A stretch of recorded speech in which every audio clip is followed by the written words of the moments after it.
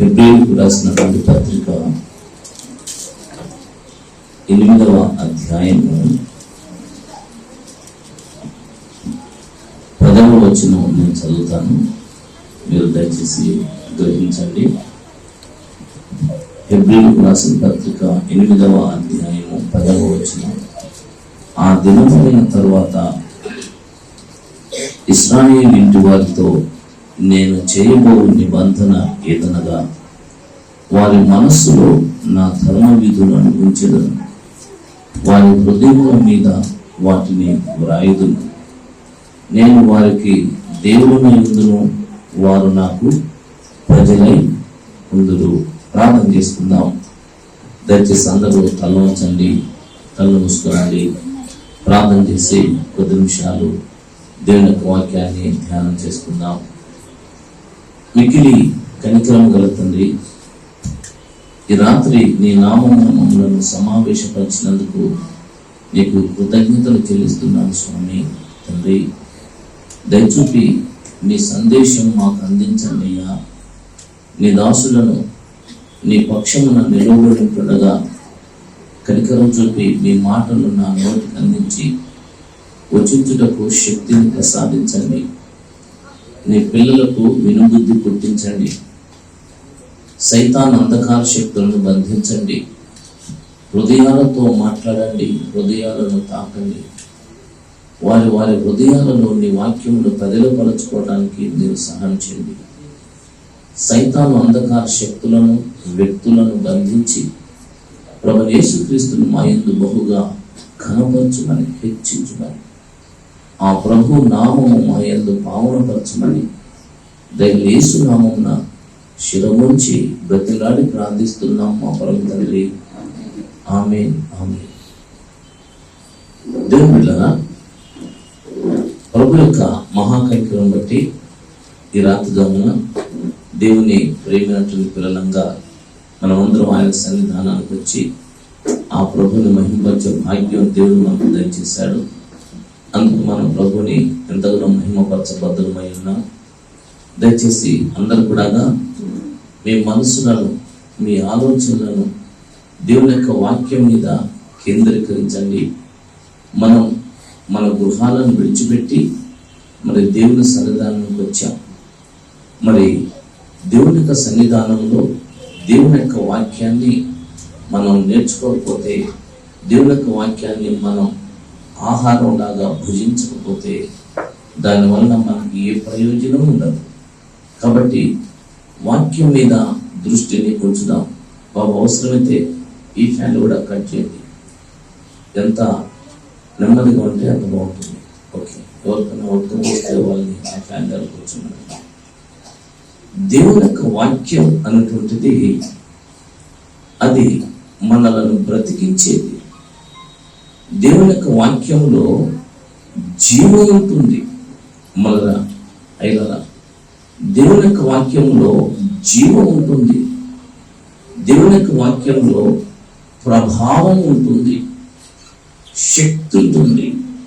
దేవుని మాటలు మనిషి మాటలు లాంటి దొల్ల మాటలు కావు.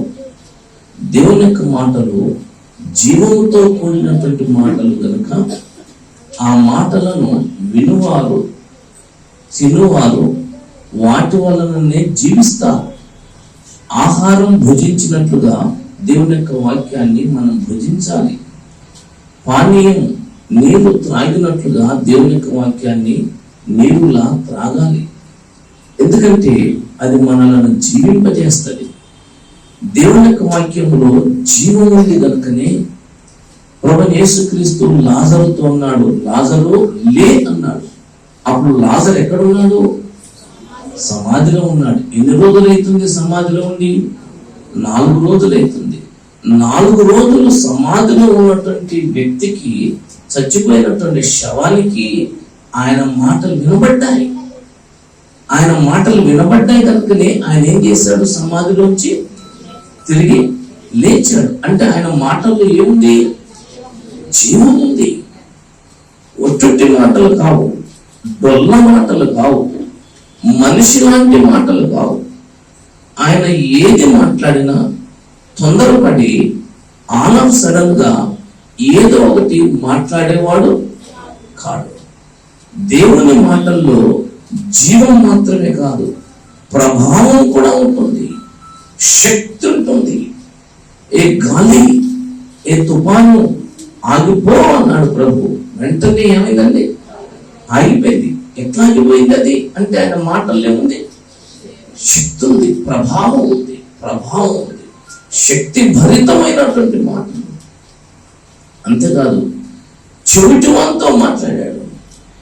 చెవిటివైన మూగనైన అన్నాడు. దానికి వినపడదా? వినపడలేదా? వినపడ్డది కనుకనే అదేమైంది? వెళ్ళిపోయింది. అంటే చెవిటోడు కూడా వినపడతాయి మాటలు, చెవిటోడు కూడా వినపడతాయి, చనిపోయినటువంటి శవానికి వినపడతాయి ఆయన మాటలు. గాలి వింటుంది ఆయన మాటల్ని, నీరు వింటుంది ఆయన మాటల్ని, అగ్ని వింటుంది ఆయన మాటల్ని. ఎందుకంటే ఆయన మాటలలో జీవం ఉంది, తర్వాత ఇంకేముందండి? శక్తి, ప్రభావం ఉంది. ప్రభావభరితమైన, శక్తి భరితమైనటువంటి మాటలు. ఆ మాటలను వినువాడు, ఆ మాటలను తినువాడు వాటి వల్లనే జీవిస్తాడు. జీవించడం అంటే దేవులారా నిత్య జీవాన్ని కలగజేసే మాటలు, నిత్య జీవపు ఊటలు, నిత్య జీవపు ఊటలు. జీవించడం అంటే అన్నం తింటే బ్రతికినట్లు బ్రతికేటువంటి అలా బ్రతికిచ్చే మాటలు కావు. ఎలాంటి మాటలు? నిత్య జీవాన్ని ఇచ్చే మాటలు. చెప్పండి, ఏమిచ్చే మాటలు? నిత్య జీవాన్ని. మహాప్రవక్త ఉన్నాడు మోషే మహాప్రవక్త అయినటువంటి మోషేని దేవుడు సీనాయి కొండ మీదికి రమ్మన్నాడు. సీనాయి కొండ మీదికి పోయాడు ప్రవక్త. ఎన్ని రోజులు ఉన్నాడు అక్కడ? ఎన్ని రోజులు ఉండండి? 40 రోజులు ఉన్నాడు. ఆ 40 రోజులలో ఆయన ఏం తిన్నాడు, ఏం త్రాగాడు? ఆయన ఏం తిన్నాడండి? ఏమి తినలేదు, ఏమి త్రాగలేదు. కానీ ఆయన బ్రతికాడా, చచ్చిపోయాడా? బ్రతికాడు. బ్రతకడం మాత్రం కాదు, ఆయన ముఖం అంతా ఎండిపోయి చాలా పేల పడిపోయి చేతులు ఊసురోమన్నాయా, లేకుంటే జిగేలు ప్రకాశించిందా? ఆయన ముఖం ఏమైందండి? ప్రకాశించింది. దేవుని పిల్లరా, ఆయన ముఖం ప్రకాశించింది. ఆయన ముఖంలో నుండి ప్రకాశం కిరణాలు బయటకు వస్తుంటే మనుషులు ఆ ముఖాన్ని చూడలేకపోయారు కనుక మోషే తన ముఖానికి ఏం చేశాడు? ముసుగేసుకోవాల్సి వచ్చింది. ఆలోచించండి, 40 రోజులు భోజనం చేయకపోతే, నీళ్లు తాగకపోతే, స్నానం చేయకపోతే, బట్టలు మార్చుకోకపోతే ముఖాలు ఎలా ఉండాలి? ప్రకాశిస్తాయా? ఇప్పుడు చెప్పండి, మీకు ఏమర్థమవుతుంది? దేవుని యొక్క మాటలు సామాన్యమైనవా లేకుంటే అసామాన్యమైనవా? దేవుని యొక్క మాటలలో ప్రభావం ఉన్నదంటారా లేదంటారా? ఉన్నది. అయితే విషయం ఏంటంటే చాలా చాలా విచారం ఏంటంటే, దేవుని యొక్క మాటలు అంటే ఈ కాలంలో దేవుని యొక్క పిల్లలకి 5 పైసల బిళ్ళతో సమానం అయిపోయింది. దేవుని యొక్క మాటలు అంటే అంత విలువైనవిగా ఎంచట్లేదు. దేవుని యొక్క మాటలలో ప్రభావం ఉందని నమ్మట్లేదు. నాలెడ్జ్ వేరు, ఒంటికి పట్టించుకోవటం వేరు. ఆ మాటలను వినువారు వాటి వల్లనే జీవిస్తారు అన్నాడు. మనుషుడు ఆహారంతో మాత్రమే జీవించడు. మరి ఎలా జీవిస్తారట? దేవుని నోటి నుండి వచ్చు ప్రతి మాట, ఎవ్రీ వర్డ్, ఏది కూడా నిష్ప్రయోజనమైనది కాదు. ఏది నిష్ప్రయోజనమైనది కాదు. అన్ని కూడా పుటము పెట్టబడినవి, అన్ని కూడా ప్రభావముతో ఉన్నవి, అన్ని కూడా జీవింపజేసేటివి. మళ్ళీ జీవింపజేయటం అంటే మళ్ళీ ఏ జీవం చెప్పాను నేను? నిత్య జీవం. తాత్కాలికంగా జీవింపజేసే మాటలు కాదు. నిత్య జీవపు మాటలు, నిత్య జీవపు పాటలు, నిత్య జీవపు ఊటలు. ఆ మాటలను విలువలేని వాటినిగా, పనికిరానటువంటి మాటలుగా చేసింది ఎవరంటే మనమే, దేవుని పిల్లలే. దేవుని పిల్లలారా, దేవుని యొక్క వాక్యం మీద నీకెంత ఆశ ఉంది, నీకెంత ఆసక్తి ఉంది? దావీదు భక్తుడు అన్నాడు, నీ మాటలు దొరకటంతో నేను ఏం చేశాను, వాటిని భుజించాను అన్నాడు. నీ మాటలు నాకు దొరికినప్పుడు సకల ఐశ్వర్యములు దొరికినట్లుంది అన్నాడు. ఎంత దొరికినట్లండి? సకల ఐశ్వర్యములు. దొరికినరా? ఇక్కడ మంచి ఉపదేశించబడుతుంది. క్రింద ఎంఆర్ఓ గారు వచ్చి మనిషికి కోడిగుడ్డంత బంగారం ఇస్తాను. మనం ఇక్కడ ఉంటామా, అక్కడ ఉంటామా? ఎక్కడ ఉంటామండి? మనం ఎంఆర్ఓ గారు ఇస్తున్నటువంటి ఆ బంగారం దగ్గరికి వెళ్తామా, లేకపోతే దేవుని యొక్క మాటల దగ్గర ఉంటామా? ఆలోచించండి. అంటే నేను ఏమంటున్నా అంటే, దేవుని మాటలకు నీవు ఎంత విలువ ఇస్తున్నావు? దేవుని వాక్యమునకు నీ హృదయములో స్థానం ఏది? ఏ స్థానం? ప్రథమ స్థానమా, ద్వితీయ స్థానమా, తృతీయ స్థానమా? అసలు నీ హృదయంలో ఆ వాక్యానికి, లేఖనానికి అసలు స్థానమే లేదా? నిన్ను లీడ్ చేసేది ఎవరు? నిన్ను నడిపించేది ఎవరు? దేవుని వాక్యము నిన్ను నడిపిస్తుందా, లేదా లోకంలో ఉన్నటువంటి మాటలు నీ మనస్సు, నీ మనస్సాక్షి నడిపిస్తుందా? ఆలోచించండి దేవుడా. ఈ వాక్యం అన్నటువంటిది ప్రభావం లేని దానిగా చేసింది ఎవరు ఏంటి? మనమే. ఎందుకు అలా ప్రభావం లేనిదిగా అయిపోయిందంటే, ఆ వాక్యం యొక్క విలువని మనం గ్రహించలేదు. ఆ వాక్యం యొక్క విలువని మనం లోకానికి కనపరచడం లేదు. దేవుని యొక్క వాక్యం యొక్క విలువని మనకు తెలియట్లేదు. అది ఎంత విలువైందో లోకానికి తెలపలేకపోతున్నాం. ఏదైనా మనం సువార్త పత్రిక, సువార్త తీసుకుని లోకంలోకి వెళితే వాళ్ళకి అది సువార్తగా లేదు. సువార్త, శుభవార్త, గుడ్ న్యూస్, హ్యాపీ న్యూస్ ఒక శుభవార్తగా ఉన్నదా? వాళ్ళకి ఒక మత ప్రచారం లాగుందా? మత ప్రచారం చేసేసాం. సువార్తని మత ప్రచారం చేసింది అన్యుల, మనమా? అన్యులు చేశారా? సువార్తని మత ప్రచారం చేసేసాం మనం. చాలా విచారం ఏంటంటే, మారు మనస్సు లేని వాళ్ళు కూడా స్వార్థ పత్రికలు ఇస్తున్నారు. మారు మనస్సు లేనటువంటి వాళ్ళు కూడా స్వార్థ చెప్తున్నారు. మారు మనస్సు లేనటువంటి వాళ్ళు కూడా రోడ్ల మీదకి వచ్చి అన్యులతో గొడవలు పెట్టుకుంటున్నారు వాక్యం కోసం. వాడికి మారు మనస్సు లేదు, వాడికి విశ్వాసం లేదు, వాక్య ప్రభావం వాడికి అసలు తెలియదు, ఏ అనుభవం వాడి దగ్గర లేదు. అయినా కానీ వాడు వచ్చేసి యేసు ప్రభు గురించి చెప్తాడు. వాడు అంటాడు, మీ మతం గురించి మీరు చెప్పుకుంటారు, మా మతం గురించి మేము చెప్పుకుంటాం. మీ దేవుడే గొప్ప, మా దేవుడు గొప్ప కాదా? అంటే మా దేవుడే గొప్ప అని అంటున్నావు. అంటే నీ దేవుడు ఏం గొప్ప? ఏం గొప్ప?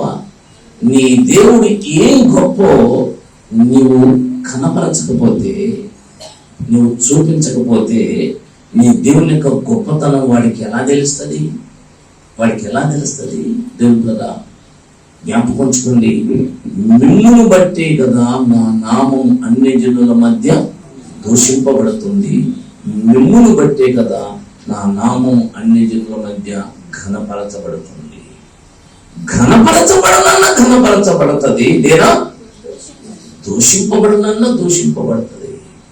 నీకు నువ్వు ఇలా అనుకో, తోడు చూసుకో, నా వలన నా ప్రభు నామము అన్యుల మధ్య ఘనపరచబడుతుందా, లేదా దూషింపబడుతుందా?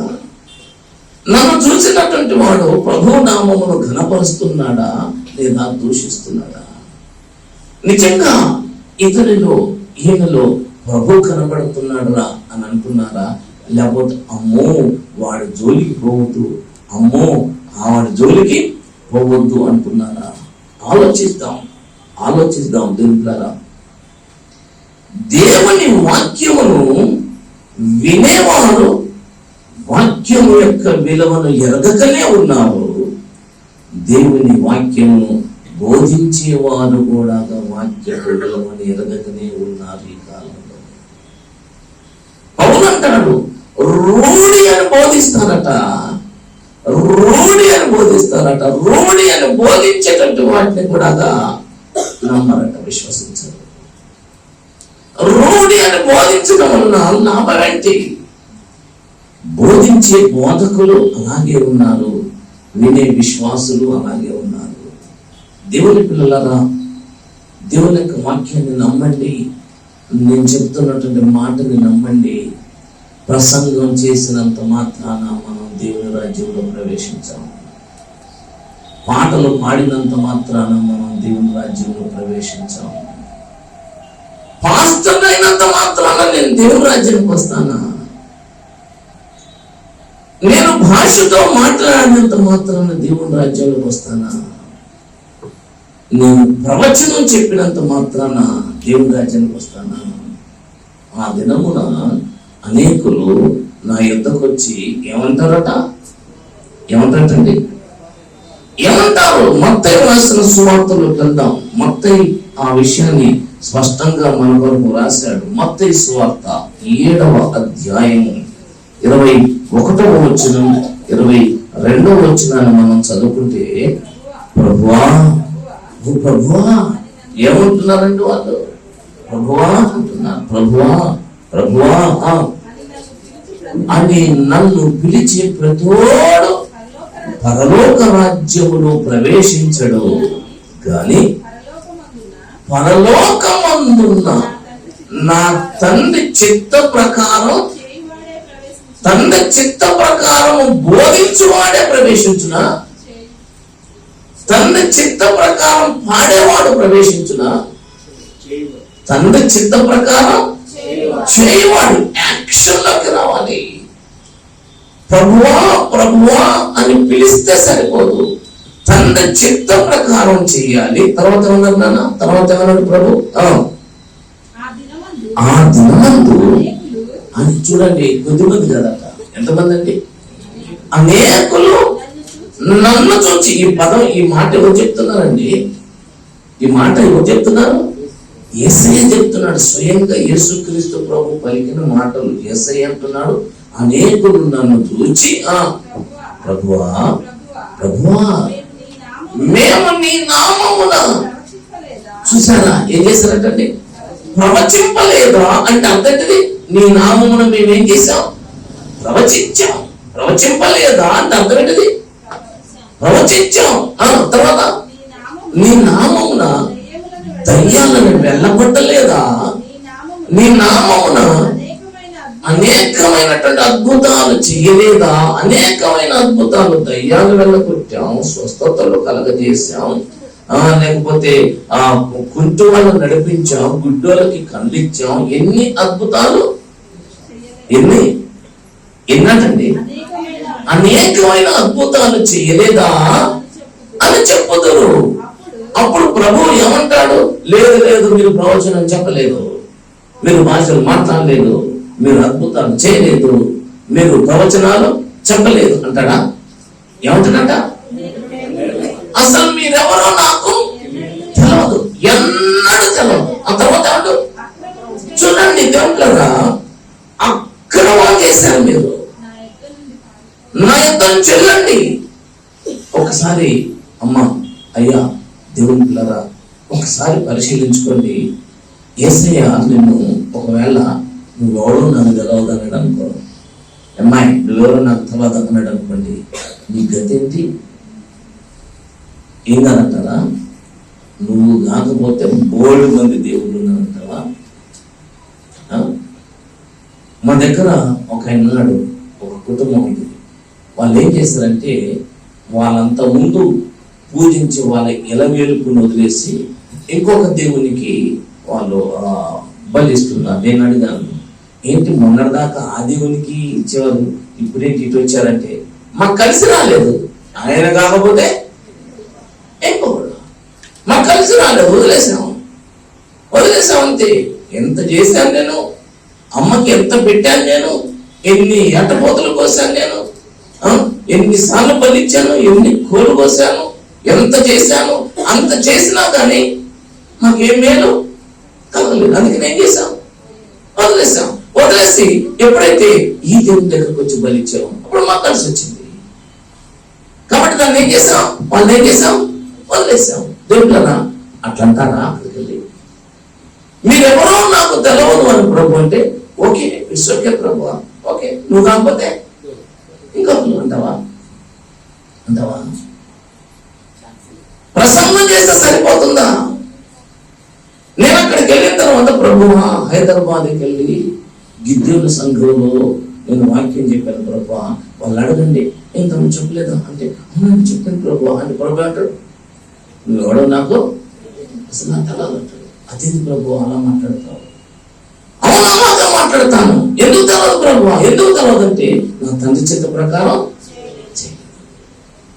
పాటలు పాడితే సరిపోతండి, పాటలు రాస్తే సరిపోతండి.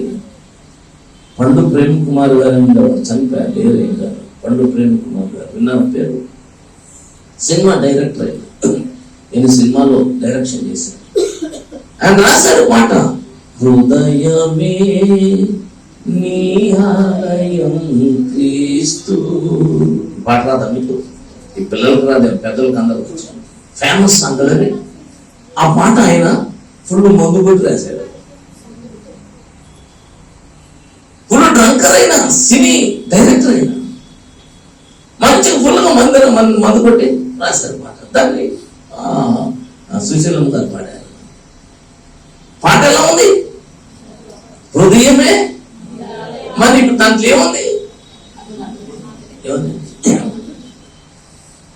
దేవుడు మంచి మాట రాశారా Prem Kumar, very good, welcome my dear son, come on kiss me అంటాడా? ఏమంటాడు?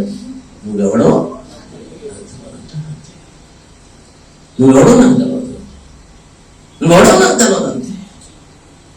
దేవుడు నిన్ను అలా అంటాడా? నీకు నమ్మకం ఉందా లేదా? నా కుమారి, నా కొడక, నా బిడ్డ, ఐ లవ్ యూ. ఆహా, ఎంత ప్రేమరా నిన్ను చూస్తే, ఎంత ఇష్టంగా బిడ్డ నిన్ను చూస్తే అంటాడా? నిన్ను చూసి ఏమంటాడు ప్రభు? నీకేమనిపిస్తుంది? నిన్ను చూసి ప్రభు ఏమంటాడు? ఎంత ముద్దొస్తున్నావురా బిడ్డ, రా నా భుజాల మీదకి ఎక్కువ అంటాడా? నువ్వెవరో నాకు తెలియదు అంటాడా? దేవుడు పిల్లగా యేసుక్రీస్తు ప్రభు ఈ భూలోకానికి ఎందుకు వచ్చాడండి? ఎందుకు వచ్చాడు? ఒక్కరు కూడా గలదా? అయ్యా, పాపం రక్షించడానికి వచ్చాడు. ఇంకెందుకు వచ్చాడు? నశించిన దాన్ని వెనక్కి రక్షించడానికి వచ్చాడు. ఇంకెందుకు వచ్చాడు? సాతాను క్రియలు నయం చేయడానికి వచ్చాడు. ఇంకెందుకు వచ్చాడు? అమ్మా, నిత్య జీవం ఇవ్వడానికి వచ్చాడు. ఇంకెందుకు వచ్చాడు? వీటన్నిటిని కలిపి ఒక్క మాటలో చెప్పగలరా? ఎందుకు వచ్చాడు యేసుక్రీస్తు ప్రభు ఇక్కడికి? అదే, ఎన్ని కలిపి ఒకటి చెప్పాలా? ఎన్ని అందులో ఇమిడి ఉంటాయి? లోకాన్ని ప్రేమించాడు, వచ్చాడు. దొరుకుతుందా? యేసుక్రీస్తు ప్రభు ఈ భూలోకానికి ఎందుకు వచ్చాడంటే, యోహాను సువార్త 6వ అధ్యాయము 38వ వచనం చదవండి ఒకసారి. 6:38. యోహాను సువార్త 6వ అధ్యాయము 38వ వచనం. ఎప్పుడు మర్చిపోతు. నా ఇష్టము నెరవేర్చుకొనుటకు నేను రాలేదు. ఆ తర్వాత నన్ను పంపిన వాని ఇష్టము చిత్తము నెరవేర్చుటకే పరలోకములో నుండి దిగొచ్చాను. That is the reason. నేను ఎందుకు వచ్చాను ఇక్కడికి? ఎందుకు వచ్చానంటండి? ఎందుకంటే నా ఇష్టం నెరవేర్చుకోవటానికి రాలేదు. నా ఇష్టం నెరవేర్చుకోవటానికి రాలేదు. తండ్రి అన్నాడు, కుమారుడా ఇటు రా అన్నాడు. నేను వెంటనే, తండ్రి ఇదిగో నీ చిత్తము నెరవేర్చుటకు నేను అమ్మా రాలేదా? యేసుప్రభుని తండ్రి అయిన దేవుడు ఉందంటే నా కుమారుడా ఇలా రా అన్నాడు. చూడండి ఒకసారి హెబ్రీయులకు రాసిన పత్రిక 10వ అధ్యాయము 7వ వచనం 10:7 గ్రంథపు చుట్టలో నన్ను గూర్చి వ్రాయబడిన ప్రకారము దేవా దేవా నీ చిత్తము నెరవేర్చుటకు ఇదిగో నేను వచ్చి ఉన్నాను. అమ్మా అయ్యా ఏం బాబు ఇట్రా వచ్చాను. ఓ పని చేస్తావా? ముందు చెప్పండి, కుదిరితే లేకపోతే. కానీ ప్రభు అన్నాడు, నా కుమారుడా ఇట్రా అంటే ఏమన్నా వచ్చి, తండ్రి వచ్చాను, నేను పని చెప్తా చేస్తావా అని అడగక ముందుపే ఏమన్నాడు, నీ చిత్తము నెరవేర్చుటకు నేను వచ్చి. నా చిత్తం కాదు. దేవుని పిల్లగా ఎంత అద్భుతమైనటువంటి మోడల్ అండి యేసుక్రీస్తు ప్రభు మనకి. ఆయన ఇష్టం నెరవేర్చుకోవటానికి రాలేదు. పరలోక రాజ్యంలో ఎవరు ప్రవేశిస్తారట? చదివాం కదా 7వ అధ్యాయం మత్తయి సువార్త. తండ్రి చిత్తం చేసేటోళ్ళ, స్వచిత్తం చేసేటోళ్ళ. స్వచిత్తం నీ ఇష్టమా ఆయన ఇష్టమా? తండ్రి నాకు భయం వేస్తుంది, తండ్రి కొరడాలు ఉన్నాయి వాళ్ళ చేతిలో, తండ్రి గుదియలు ఉన్నాయి వాళ్ళ చేతిలో, బెత్తాలు ఉన్నాయి వాళ్ళ చేతిలో, అయ్యో ఈ పాత్ర నిండా ఉమ్మి ఉంది, ఈ పాత్ర నిండా హింస ఉంది, ఈ పాత్ర నిండా కష్టం ఉంది. తండ్రి తండ్రి ఒకవేళ నీకు ఇష్టమైతే ఈ పాత్రని తొలగించు. తర్వాత ఏమన్నా అలానే నాకేదో భయం అవుతుందని, నాకేదో నొప్పని, నాకేదో అవమానం అని, నాకేదో సిగ్గని, నన్ను కొడతారని, చంపుతారని మాత్రం తీసేది. ఏమన్నాడు? నిశ్చితమైతే అంతే. లేదు త్రాగితేనే గాని ఇది నా యొద్ద నుండి తొలగిపోకపోతే నీ చిత్తమే అంటే దొరకలేదా? అందులో మేలుందా కీడుందా? అందులో కష్టం ఉందా సుఖం ఉందా? అందులో గొప్పతనం ఉందా లేకపోతే అవమానం ఉందా? ఏముందండి అలా కొరడా ఉంది, ఉమ్మి ఉంది, హింస ఉంది, శిలో ఉంది, బాధ ఉంది, చెంపదెబ్బలు ఉన్నాయి. తండ్రి నాకేదో భయం అవుతుందని, తండ్రి నాకేదో నొప్పు తరుగుతుందని మాత్రం నువ్వు దీన్ని నా దగ్గర నుంచి తీసివేయ వద్దు. నీ చిత్తం అయితే, ఒకవేళ నీ తాగటమే చిత్తం అయితే ఏం చేస్తాను చెప్పరేంటండి? తాగటమే చిత్తం అయితే తాగుతాను. యోగు తెలిసిన మీకు యోగు గ్రంథం బైబిల్ గ్రంథంలో ఉన్న 66 గ్రంథాలలో మొట్టమొదట వ్రాయబడిన గ్రంథం. ఆది కాండం కంటే కూడా ముందు వ్రాయబడిన గ్రంథం యోగు గ్రంథం. యోగుకి ఎలాంటి శ్రమలు వచ్చాయి? యోగుకి ఎలాంటి శ్రమలు వచ్చినాయండి? సామాన్యమైనవా అసామాన్యమైనవా? ఒక్కరోజే 7 కొడుకులు 3 కూతుళ్ళు 10 మంది చచ్చిపోయారు. నిజంగా చెప్పబెట్టండి, గుండెలు పగిలిపోవాలా.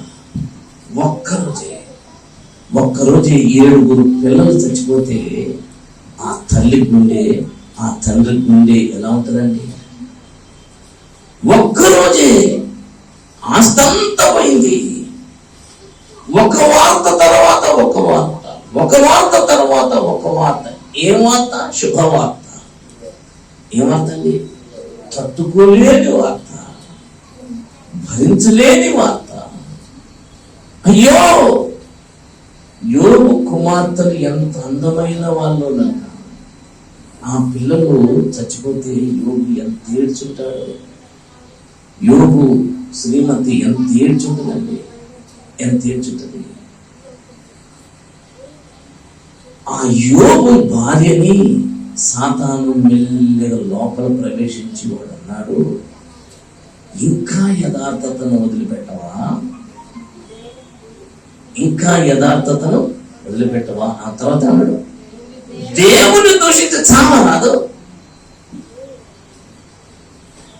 దేవుని దూషించి చావరాదు. ఏమో ఆ మొద నష్టాలు దేవుడు ఇన్ని సంవత్సరాలు చేసినాం, ఇంత చేసినాం, నా పిల్లల్ని తీసుకున్నాడు అని పిల్ల కంపబట్ట ఏమన్నాడండి యోగు. అమ్మ మూర్ఖురాలను ఇంకేమన్నాడు, అమ్మ అమ్మ ఆపదం గల మనము దేవుని వలన మేలే అనుభవించాలా. ఆపదం కాదు నాకు. 2వ అధ్యాయం ఎన్ని వచ్చిన అది 10 వచ్చిన యోబు 2:10 ఏం చెప్తుందండి, దేవుని వలన మనం మేలే అనుభవించాలా, కీడు అనుభవింప తగదా. అంటే అర్థం ఏంటిది, తగదా అంటే తగును, తగదా అది చేయకూడదా అంటే చేయొచ్చుదా, తగదా. ఏమి అనుభవింప తగదా, ఏమి అనుభవింప తగదా, కీడు అనుభవింప తగదా, తగదా. దేవుని పిల్లరా, ఆయన మేలు చేయవాడు. నేను ఒక మాట చెప్తాను, ఎప్పుడు మీ మనసులో ఉంచుకోండి. ఆయన కీడులో నుండి కీడుని మేలుగా మలిచేటటువంటి వాడు, కీడుని మేలుగా మలిచేవాడు, మరణములో నుండి జీవమును కలగజేసేవాడు. ఆయన వలన మనం ఎప్పుడు మేలే పొందుతాం. అది కీడుగా కనబడుతుంది అంతవరకే, అది కీడుగా తోస్తుంది నీకు అంతవరకే. యోబుకి జరిగినటువంటి ఆ కీడును బట్టి తుది ఫలితం ఏమొచ్చిందండి అమ్మ, ఎన్నంతలు, 2 అంతలు, 2 అంతలు అనండి. 7 పిల్లలు చనిపోయి పరలోకంలో ఉన్నారు, మళ్ళీ 7 ఇక్కడ అన్నాడు. మొత్తం ఎంతమంది అయ్యారు? 7 చచ్చిపోయి ఎక్కడున్నారు? 7 కొడుకులు, 7 బిడ్డలు, మొత్తం 10 మంది. 10 మంది చనిపోయి అక్కడ ఉన్నారు, మళ్ళా 10 మంది అన్నాడు. కలేదా?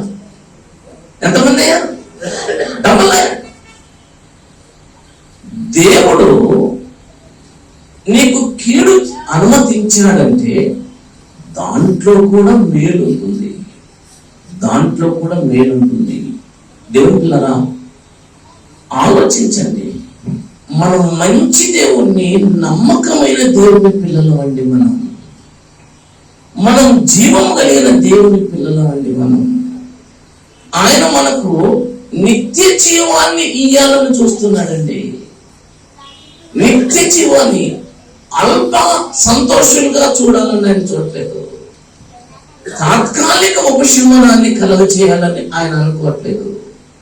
నిత్య జీవాన్ని ఇయ్యాలని ఆయన వాగ్దానం చేశాడు. నిత్య జీవం ఇద్దాం అనుకుంటున్నాడా, మామూలు జీవాన్ని ఇద్దాం అనుకుంటున్నాడా?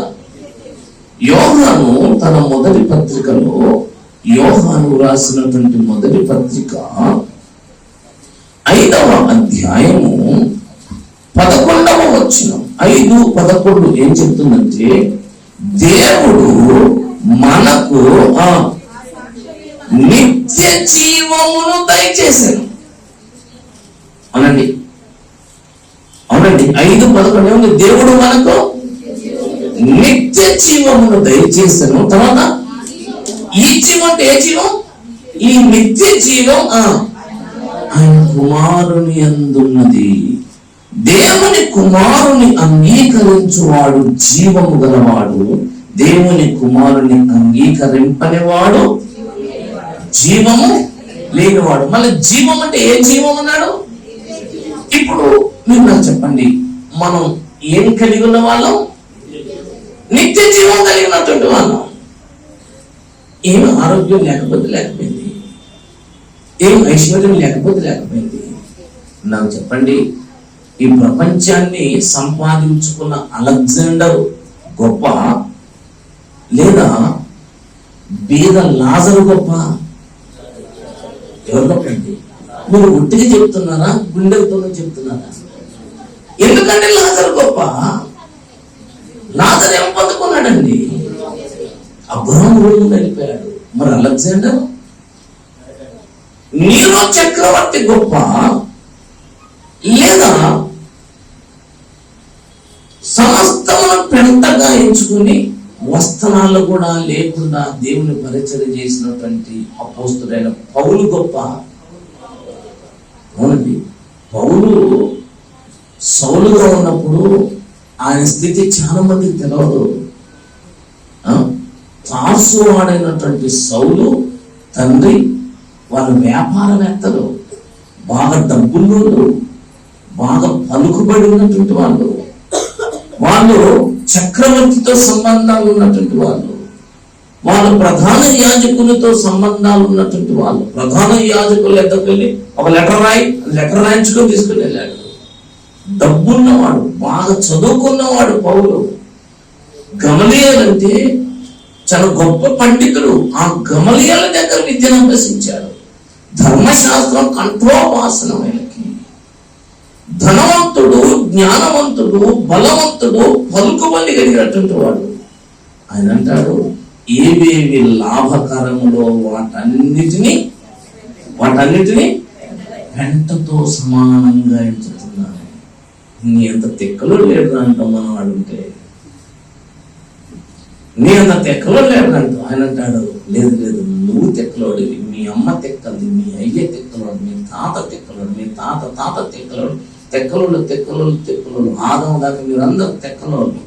ఎందుకంటే నేను నిత్య జీవాన్ని సంపాదించుకున్నాను, క్రీస్తుని సంపాదించుకున్నాను. క్రీస్తుని సంపాదించుకోవటమే జీవిత పరమార్థం. ఇకంతకంటే జీవిత పరమార్థం మరొకటి ఏది?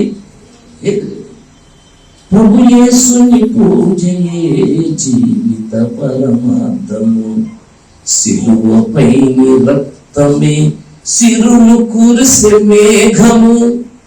ప్రభు యేసుని పూజయే జీవిత పరమార్థము, సిలువపై రక్తమే సిరులు కురిసే మేఘము. నీ జీవిత గమ్యము యేసు సోదరా, నీ జీవిత గమ్యము యేసు సోదరి. ఇక లేరు శరణు వేడ ఏ దైవము. నడండి. యేసుని సంపాదించుకున్నటువంటి వాడు ఈ లోకమును పెంటతో సమానంగా ఎంచుకుంటాడు. ఎందుకంటే యేసే మనకు నిత్య జీవమై ఉన్నాడు. ఏమై ఉన్నాడండి? యేసు నిత్య జీవమై ఉన్నాడు. ఇదే యోహాను మొదటి పత్రిక 5వ అధ్యాయము 20వ వచనం చివర్లో దేవుని కుమారుడైన యేసు క్రీస్తు నందున్న వారమై సత్యవంతుని అందున్నాము, ఆయనే నిజమైన దేవుడును నిత్య జీవమునై ఉన్నాడు. చెప్పండి, యేసు ఏమై ఉన్నాడు? నిజమైన దేవుడును నిత్య జీవమునై ఉన్నాడు. అంటే యేసుని పొందుకున్నావు అంటే నువ్వేం పొందుకున్నావు? ఏం పొందుకున్నావండి? నిత్య జీవం.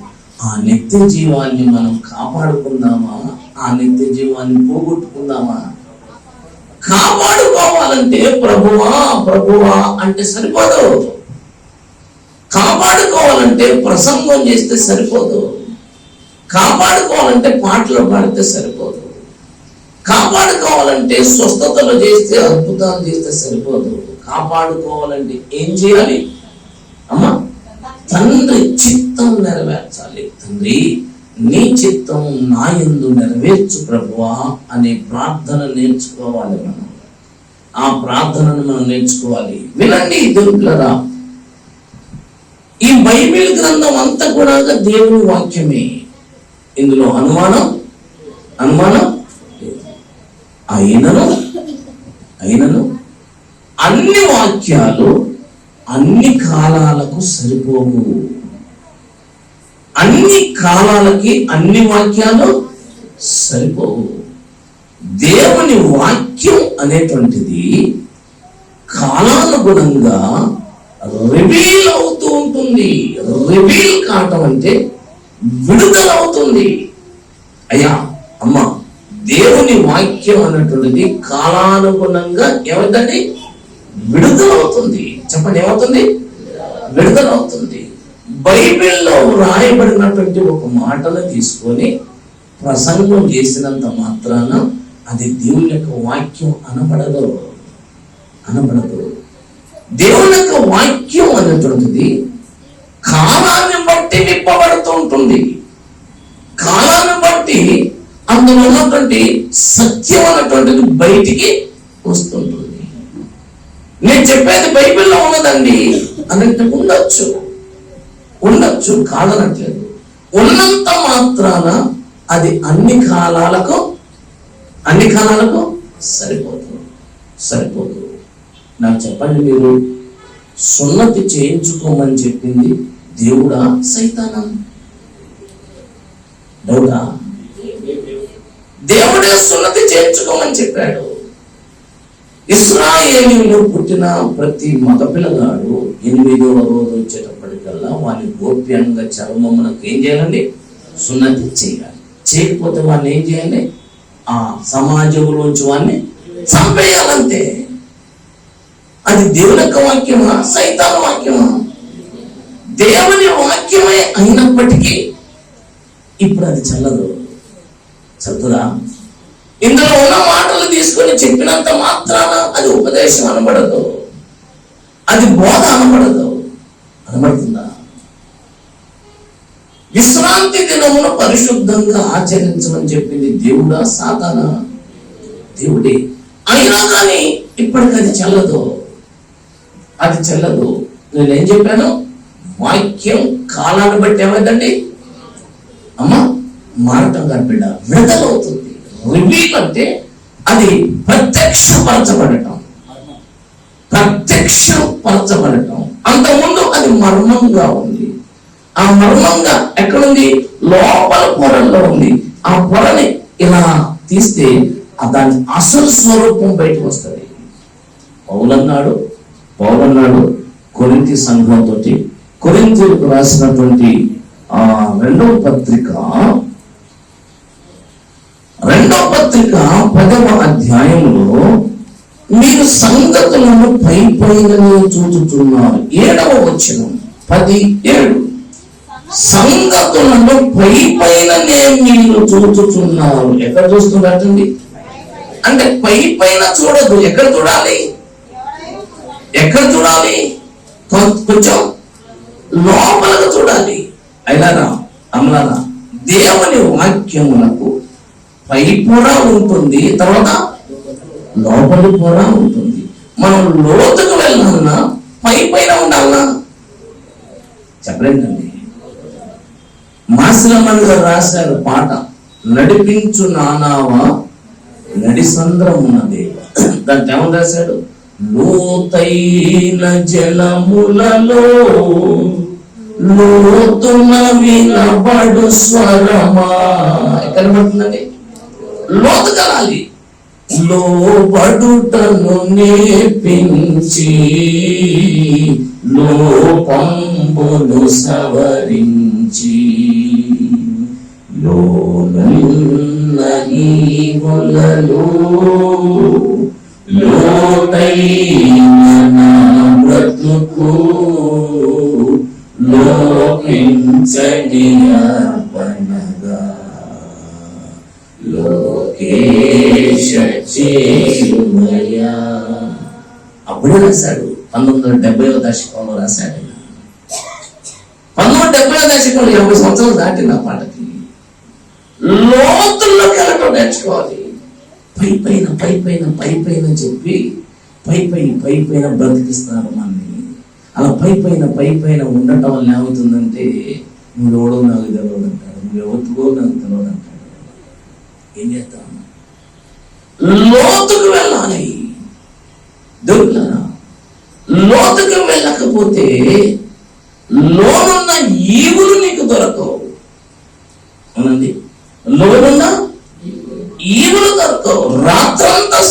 పడినా రాలేదు ప్రభు జయము. వచ్చిందండి. రాత్రంతా శ్రమ పడ్డాను, రతనాలను వెదకుటలో రాజులు నీ సిలువ అంటాడు. లోతుకి వెళ్ళాలన్నటువంటి ఆశ విశ్వాసులకు లేదు, లోతులోకి తీసుకొని పోవాలన్నటువంటి స్పృహ బోధకులకి లేదు. విషయం ఏంటంటే ఈ కాలంలో మోసం చేసేవాళ్ళు ఎక్కువ మంది, మోసపోయే వాళ్ళు ఎక్కువ మంది. మోసం చేసే వాళ్ళు ఎక్కువ మంది, మోసపోయే వాళ్ళు ఎక్కువ మంది. యాకోబు అంటాడు, అట్టి విశ్వాసం అతన్ని రక్షింపగలదా అంటాడు. నీకు ధైర్యం ఉందా? నేను రక్షించబడ్డాను, నేను ఖచ్చితంగా నిత్య జీవంలోకి వెళ్తాను, నువ్వు నాకు తెలుసు, నా కుమారి, నా కుమారుడా అంటాడు నన్ను అనేటువంటి ఒక కాన్ఫిడెన్స్ నీకుందా? ఆ కాన్ఫిడెన్స్ లేకపోతే ఈ భక్తి వల్ల మనకి ఏం ప్రయోజనం ఉంది? యేసుక్రీస్తు ప్రభు వల్ల ఏం ప్రయోజనం అండి? ఏం యేసు ప్రభు లేకపోతే బతకలేమా? బతకలేమా?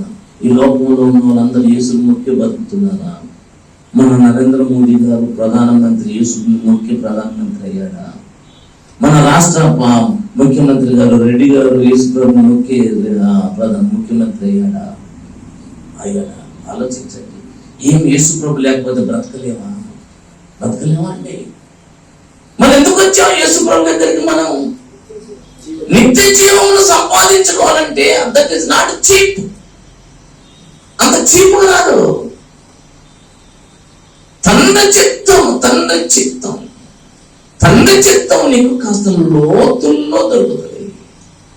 పైపైన దొరకదు, పైపైన దొరకదు. యేసుక్రీస్తు ప్రభువే అన్నాడు స్వయంగా. ఏమన్నాడంటే, ఒకసారి మత్తయి సువార్తలోకి వద్దాం. మత్తయి సువార్తలో యేసుక్రీస్తు ప్రభువు కొండ మీద ప్రసంగం చేస్తూ ఏం చెప్పాడంటే, 5వ అధ్యాయము, మత్తయి సువార్త 5వ అధ్యాయము 20వ వచనం చూడండి. 20వ వచనం, శాస్త్రుల నీతి కంటే, పరిసయ్యుల నీతి కంటే మీ నీతి అధికము కాని ఎడల మీరు పరలోక రాజ్యంలో ప్రవేశింపనేరని. ఎవరు చెప్పారండి ఈ మాట? ఎవరు చెప్పారండి? ఏం చెప్పాడు? ఏం చెప్పాడు? ఇది కూడా అర్థం కావట్లేదా? ఏం చెప్పాడు? శాస్త్రుల నీతి కంటే, పరిసయ్యుల నీతి కంటే మీ నీతి అధికం కావాలి. శాస్త్రుల నీతి అంటే ఏంటిది? పరిసయ్యుల నీతి అంటే ఏంటిది? శాస్త్రుల నీతి ఎలా ఉంటుంది? పరిసయ్యుల నీతి ఎలా ఉంటుంది? ఎలా ఉంటుందంటే మనం కింద చూడండి. 21వ వచనం, శాస్త్రి ఏం చెప్తారంటే నరహత్య చేయొద్దు అని చెప్తాడు. శాస్త్రి ఏం చెప్తారంటే వ్యభిచారం చేయొద్దు అంటాడు. శాస్త్రి ఏం చేయొద్దంటే పొరుగు వానిది ఏది ఆశించొద్దు అంటాడు. అంతేనా? శాస్త్రి ఏం చెప్తారండి? ధర్మశాస్త్రం చెప్తాడా లేకపోతే రామాయణం చెప్తాడా? ధర్మశాస్త్రం ఏం చెప్తుంది? వ్యభిచారం చెయ్యొద్దు. శాస్త్రం ఏం చెప్తాడు? వ్యభిచారం. మరి వ్యభిచారం చెయ్యొద్దు అనేటువంటిది ఎవరి నీతి? అది శాస్త్రం నీతి. మరి ప్రభు ఏమన్నాడు? అయితే నేను చెప్పున్నది ఏమనగా అన్నాడు. అంటే లోతుకు తీసుకెళ్తుంటా పైపైన? దీన్ని ఇలా చెప్పుకోవచ్చు, శాస్త్రుల నీతి, పరిసయ్యుల నీతి, పై నీతి. ఏంటి పై? అది కూడా ధర్మశాస్త్రపు నీతి, అది కూడా ధర్మశాస్త్రపు నీతి. కానీ ధర్మశాస్త్రం దగ్గర ఆగిపోతే సరిపోదు, కొంచెం లోపలికి వెళ్ళాలి, కొంచెం లోతుకి వెళ్ళాలి. అవునండి. నరహత్య చేయొద్దని చెప్పబడిన మాట మీరు విన్నారు కదా, అయితే నేను చెప్పేది ఏంటంటే అంటాడు ప్రభు. అంటే నువ్వు నరహత్య చేయమంటావా? ఏం కాదు బాబు, చంపేయచ్చు మనిషిని అంటావా? ఏమన్నాడైనా? ఏమన్నాడండి అక్కడ? ఏమన్నాడు? తన సహోదరుని చూచి తన సహోదరుని మీద నిర్నిమిత్తంగా, అంటే నిష్కారణంగా కోపపడేటువంటి వాడు తన సహోదరుని ఏం చేసినట్టు? ఏం చేసినట్టండి? అక్కడ ఉంది కదా, తన సహోదరుని చూసి నిర్నిమిత్తంగా కోపపడితే నువ్వు నరహత్య చేసిన వారితో సమానం. వ్యభిచారం చేయొద్దని చెప్పబడ్డ మాట విన్నారు, కానీ మోహపు చూపు చూస్తే ఏం చేసినట్టండి చెప్పలేంటండి. శరీరాలు కలుసుకుంటేనే వ్యభిచారం కాదు, చూపులు కలుసుకుంటే కూడా చెప్పలేంటండి వ్యభిచారం. మనసు కలుసుకుంటే కూడా వ్యభిచారం. పెళ్లి కాకముందు అబ్బాయి అమ్మాయి మా మనసులు కలిసినట్టు అంటే వాళ్ళు వ్యభిచారం చేశారు. ఎప్పుడు? పెళ్లి కాకముందు. మనం అంటాం ఆ పిల్లలకి ఇష్టపడ్డారు ఏంటి అంటే మీ ఇష్టమైంది. మనం ఏమనుకుంటున్నాం? శాస్త్రి ఏమంటాడు, పరిసయ్యుడు ఏమంటాడు? శరీరాలు కలుసుకుంటేనే వ్యభిచారం రా, ఆ పిల్లగాళ్ళు ఎప్పుడు అట్లాంటి పని చేయలేదురా. కానీ ప్రభు అంటాడు లేదు వాళ్ళ శరీరాలు కలుసుకోలేదు, కానీ ఏదో మొత్తానికైతే కలుసుకుంది. ఏం కలుసుకుంది? చూపులు కలిసాయి, మనసు కలిసింది. మనం ఎటు వెళ్తున్నాం?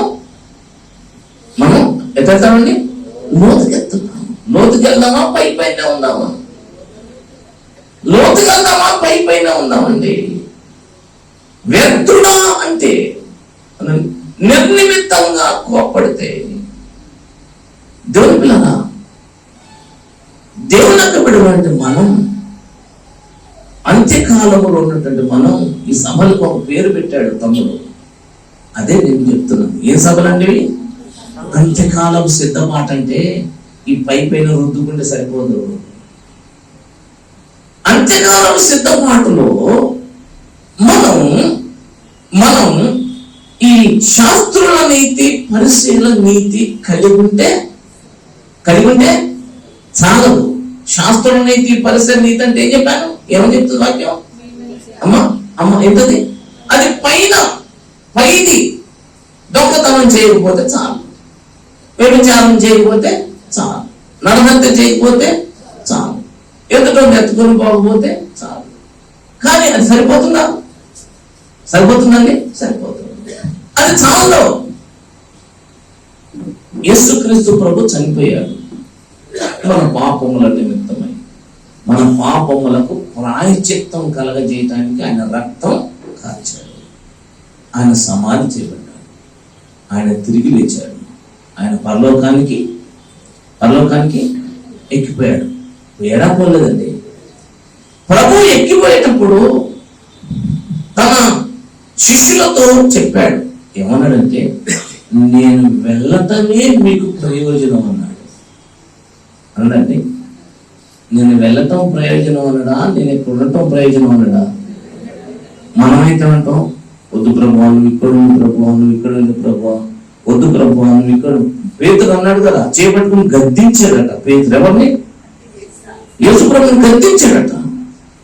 ప్రభు అన్నాడు నేను వెళ్ళటమే మీకు ప్రయోజనం. ఎందుకంటే నేను వెళ్ళని ఎడల ఆదరణకర్త మీ యొద్దకు రాడు. నేను రాకపోతే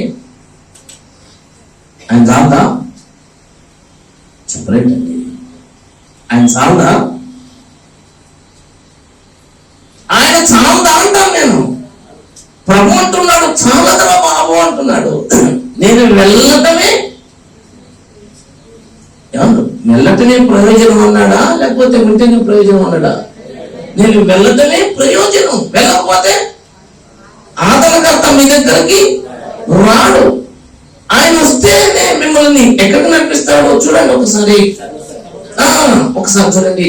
మనం యోహాను రాసిన సువార్త 16వ అధ్యాయము, యోహాను రాసిన సువార్త 16వ అధ్యాయము 7వ వచనం. నేను సత్యమే చెబుతున్నాను, నేను వెళ్ళిపోవటం మీకు ప్రయోజనం. నువ్వేమంటావు? యేసు ఉండటమే ప్రయోజనం అంటావు.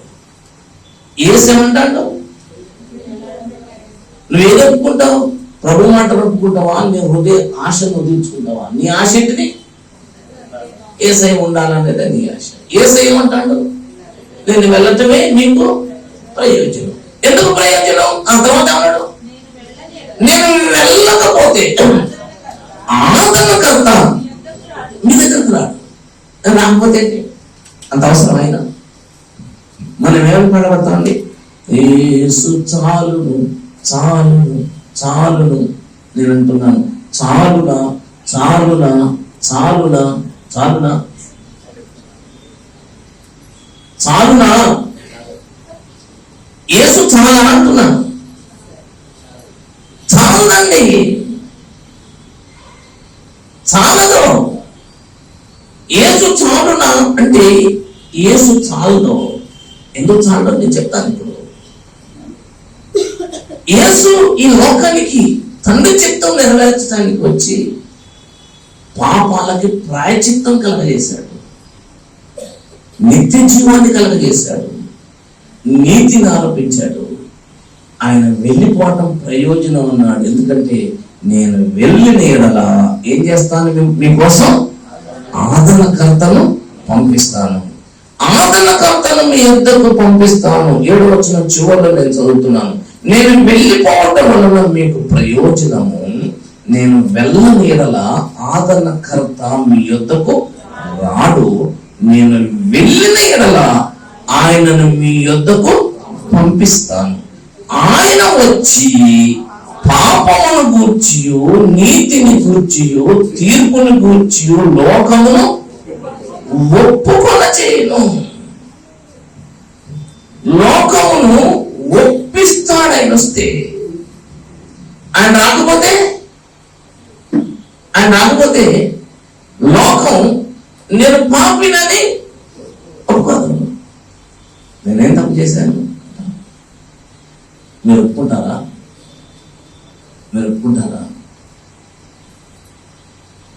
సరసన లోకం సంగతి పక్క పెడదాం. నేను లోకం గురించి మాట్లాడట్లేదు, సంఘం గురించి మాట్లాడుతున్నాను. ఎందుకంటే అంత్యకాలంలో మనం ఎలా సిద్ధపడాలి? ఓకే 15వ వచనం రండి, 13వ వచనం రండి. 13వ వచనం దానికంటే ముందు 12 కూడా చదవండి. 12 కూడా కాదు. నేను మీతో చెప్పవలసినవి ఇంకా అనేక సంగతులు ఉన్నాయి.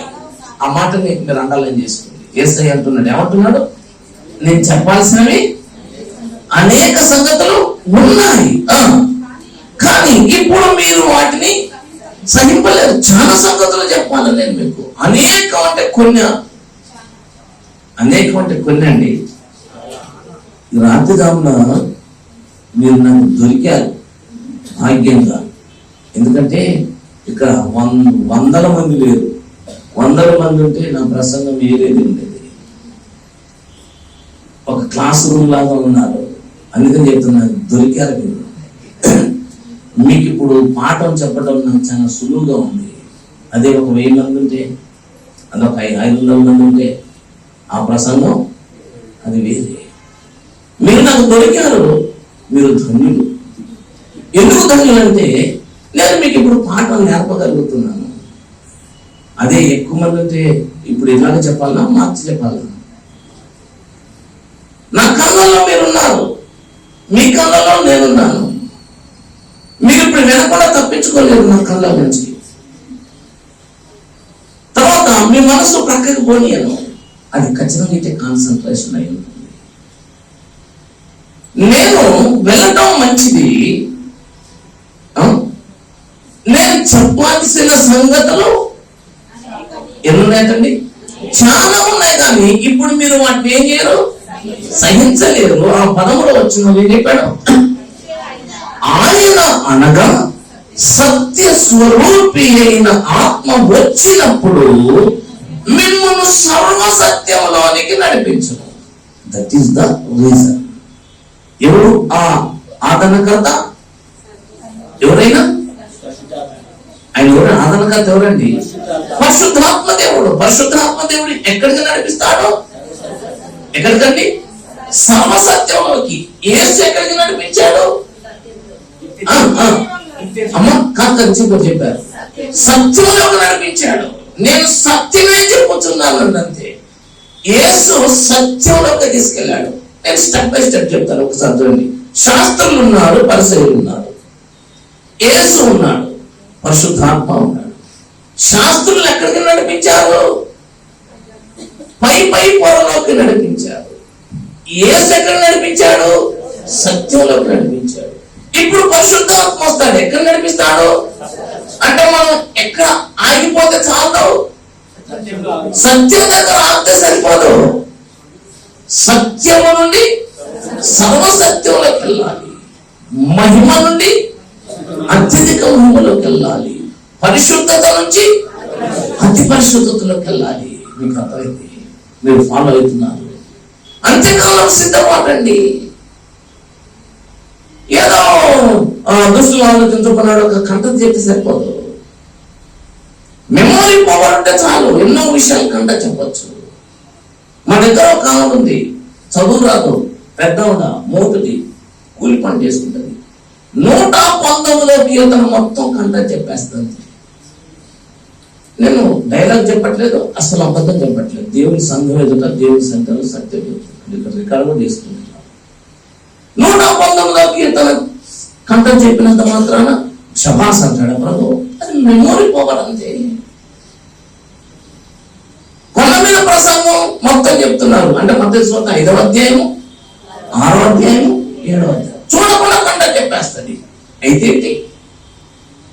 అది దేనికి సంబంధించింది? భక్తికి సంబంధించిందా లేకపోతే జ్ఞాపకశక్తికి సంబంధించిందా? జ్ఞాపకశక్తి. నువ్వు ప్రశంసించు, అబ్బా అబ్బా ప్రభు అంటాడు, అబ్బా అనేవాడు. నువ్వు సత్యములో నుంచి సర్వసత్యంలోకి వెళ్ళాల్సిందే.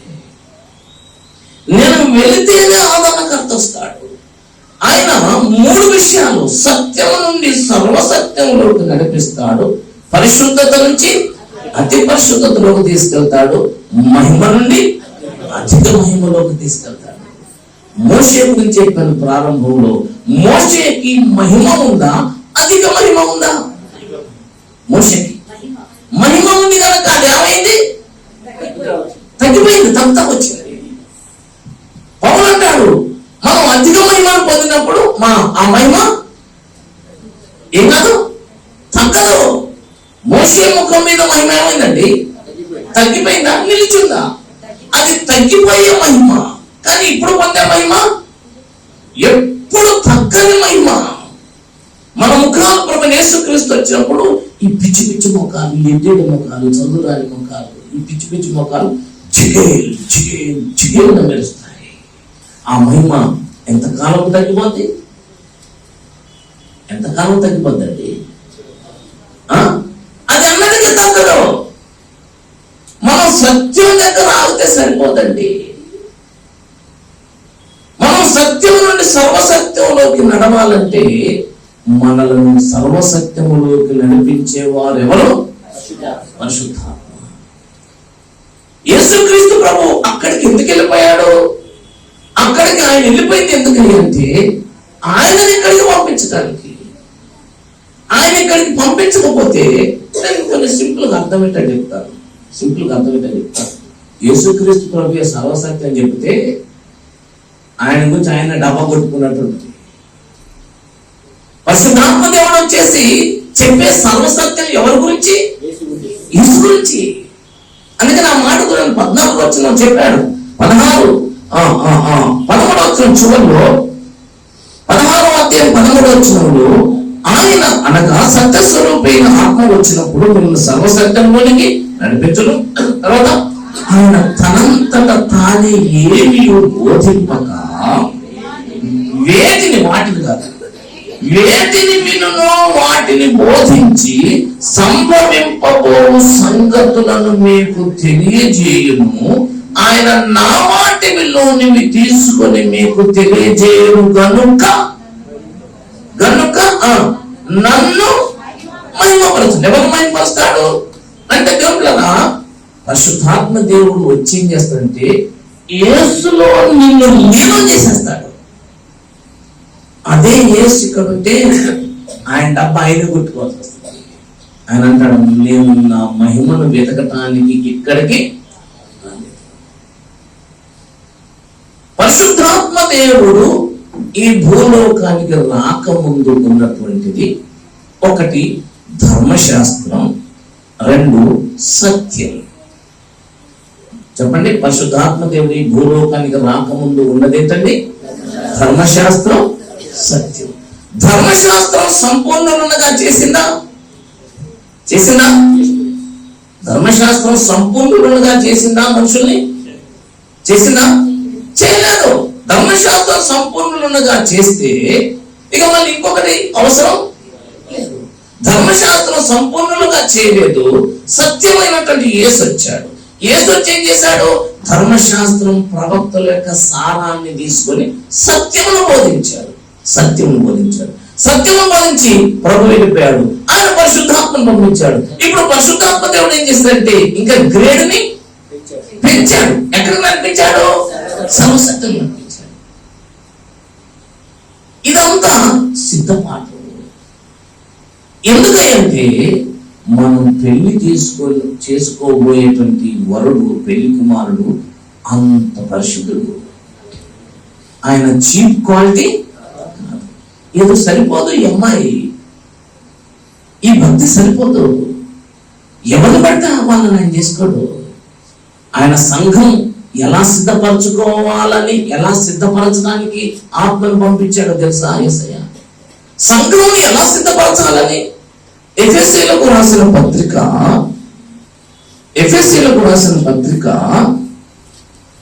5వ అధ్యాయము, ఎఫెసీయులకు రాసిన పత్రిక 5వ అధ్యాయము 27వ వచనం నేను చదువుతాను, మీరు చూడండి. 27వ వచనం, 5:27. క్రీస్తు కూడా సంఘమును ప్రేమించి, దేన్ని ప్రేమించి?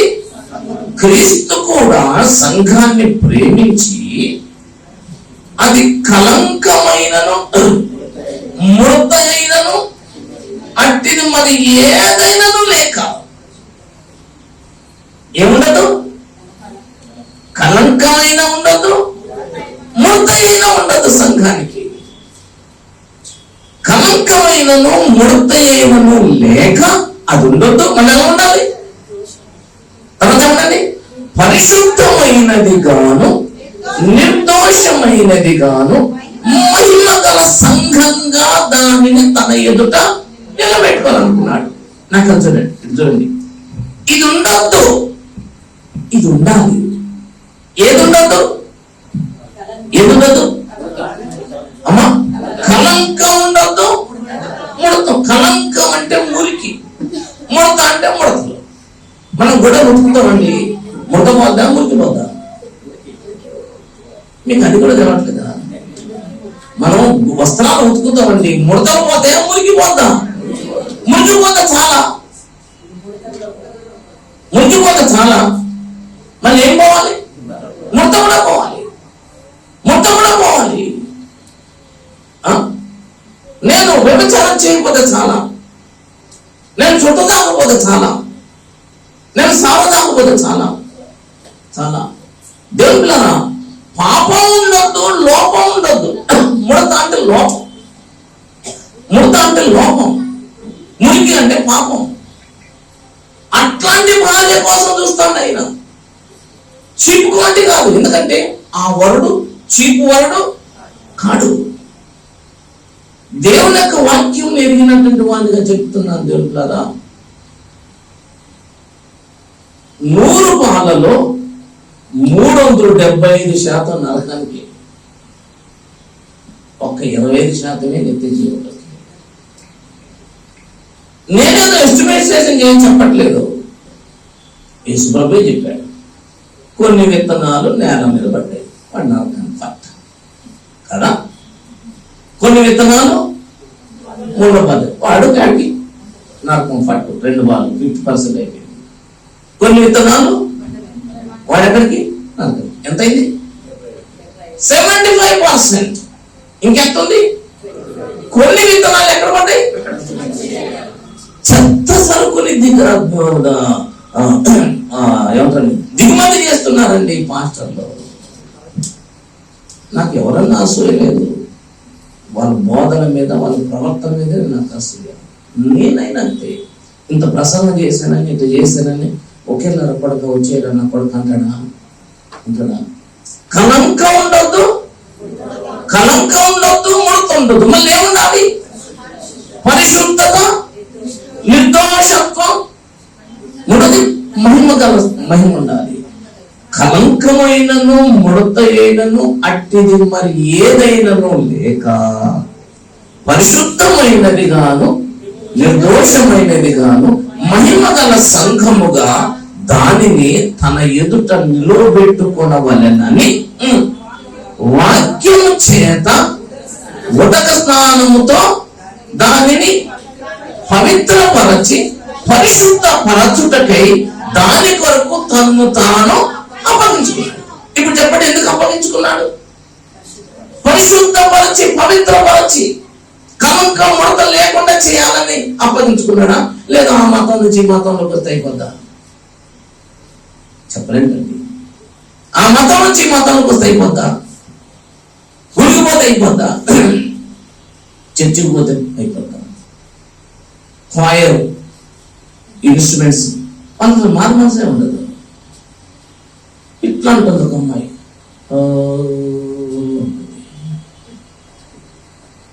చూడటానికి పై భక్తి. ఇక ఈ కొట్టేటోళ్ళు అయితే ఎంత భక్తి పనులలో నటిస్తారు. నేను నటించే కాలం చెప్తున్నాను, భక్తి పనులు కూడా ఉంటారు. అది 25%, 25% అంత్యకాలంలో సిద్ధపాటు అంటే గ్రేడు దింపులరా టాప్ గ్రేడ్లోకి వెళ్ళిపోవాలి, ఫినిషింగ్ టచ్ లోకి వెళ్ళిపోవాలి. పరిశుద్ధాత్మ దేవుడు వచ్చిన తర్వాత సర్వసత్యం అనేటువంటిది బయటకు వచ్చింది. ఒకటి ధర్మశాస్త్ర కాలం, రెండోది యేసుక్రీస్తు ప్రభు కాలం, ఇంకోటి ఆత్మదేవుని కాలం. ధర్మశాస్త్రపు కాలంలో ఉన్నది ఏంటంటే ధర్మశాస్త్రపు నీతి, పైన నీతి. అది ఎవరి నీతి? శాస్త్రుల నీతి, పరిశీలన నీతి. తర్వాత యేసుక్రీస్తు ప్రభు కాలంకి వచ్చేటప్పటికల్లా శాస్త్రుల నీతి కంటే పరిశీలన నీతి కంటే ఆయనకు వచ్చాడు, సత్యంలోకి వచ్చాడు. సత్యంలోకి వచ్చిన తర్వాత ఇప్పుడు పరిశుద్ధాత్మ దేవుని పంపించాడు. ఇప్పుడు పరిశుద్ధాత్మ దేవుడు ఏడకి తీసుకెళ్తాడు? సర్వసత్యంలో తీసుకెళ్తాడు. అది స్టెప్ బై స్టెప్. ఏమిటో ఇప్పుడు అండి తర్వాత మాట్లాడదాం. శాస్త్రులు పరిశీలు అన్నటువంటి వారు ధర్మశాస్త్ర కాలంలో ఉన్నటువంటి ఆ తెగ వేరు. ఆ తెగ ధర్మశాస్త్రం ప్రకారం నియమించబడినటువంటి లేవీయులు వాళ్ళు. ఈనాడు మనకి ప్రత్యేకంగా ఈ జాతి శాస్త్రులు అనేటువంటిది ఏది లేదు. వీళ్ళు శాస్త్రులు అంటే అప్పుడు ఆ కాలం ఉంటుంది, లేవీయులని శాస్త్రులుగా ఉంచేవాళ్ళు, పరిశీలిగా ఉంచేవాళ్ళు. ఓకే, అయితే దేవుళ్ళగా పరిశుద్ధాత్మ దేవుడు వచ్చిన తర్వాత సర్వసత్యంలోకి నడిపిస్తాడు. స్టెప్ బై స్టెప్ చెప్తాను, కొన్ని మాటలు వాకుతూ పెట్టుకోండి. దేవుని యొక్క వాక్యం, బైబిల్ గ్రంథం అనేటువంటిది 66 పుస్తకాల సముదాయం. ఈ 66 పుస్తకాల యొక్క క్రమంలో కూడా దేవుని యొక్క చిత్తం ఉంటుంది. ఏది పడితే అదే తీసుకొచ్చే ముందు ఆది కాండం పెట్టడం, తర్వాత అంత పెట్టలేదు. ప్రతి దానికి ఆ పుస్తకాల క్రమాన్ని కూడా ఒక ఉద్దేశం ఉంది.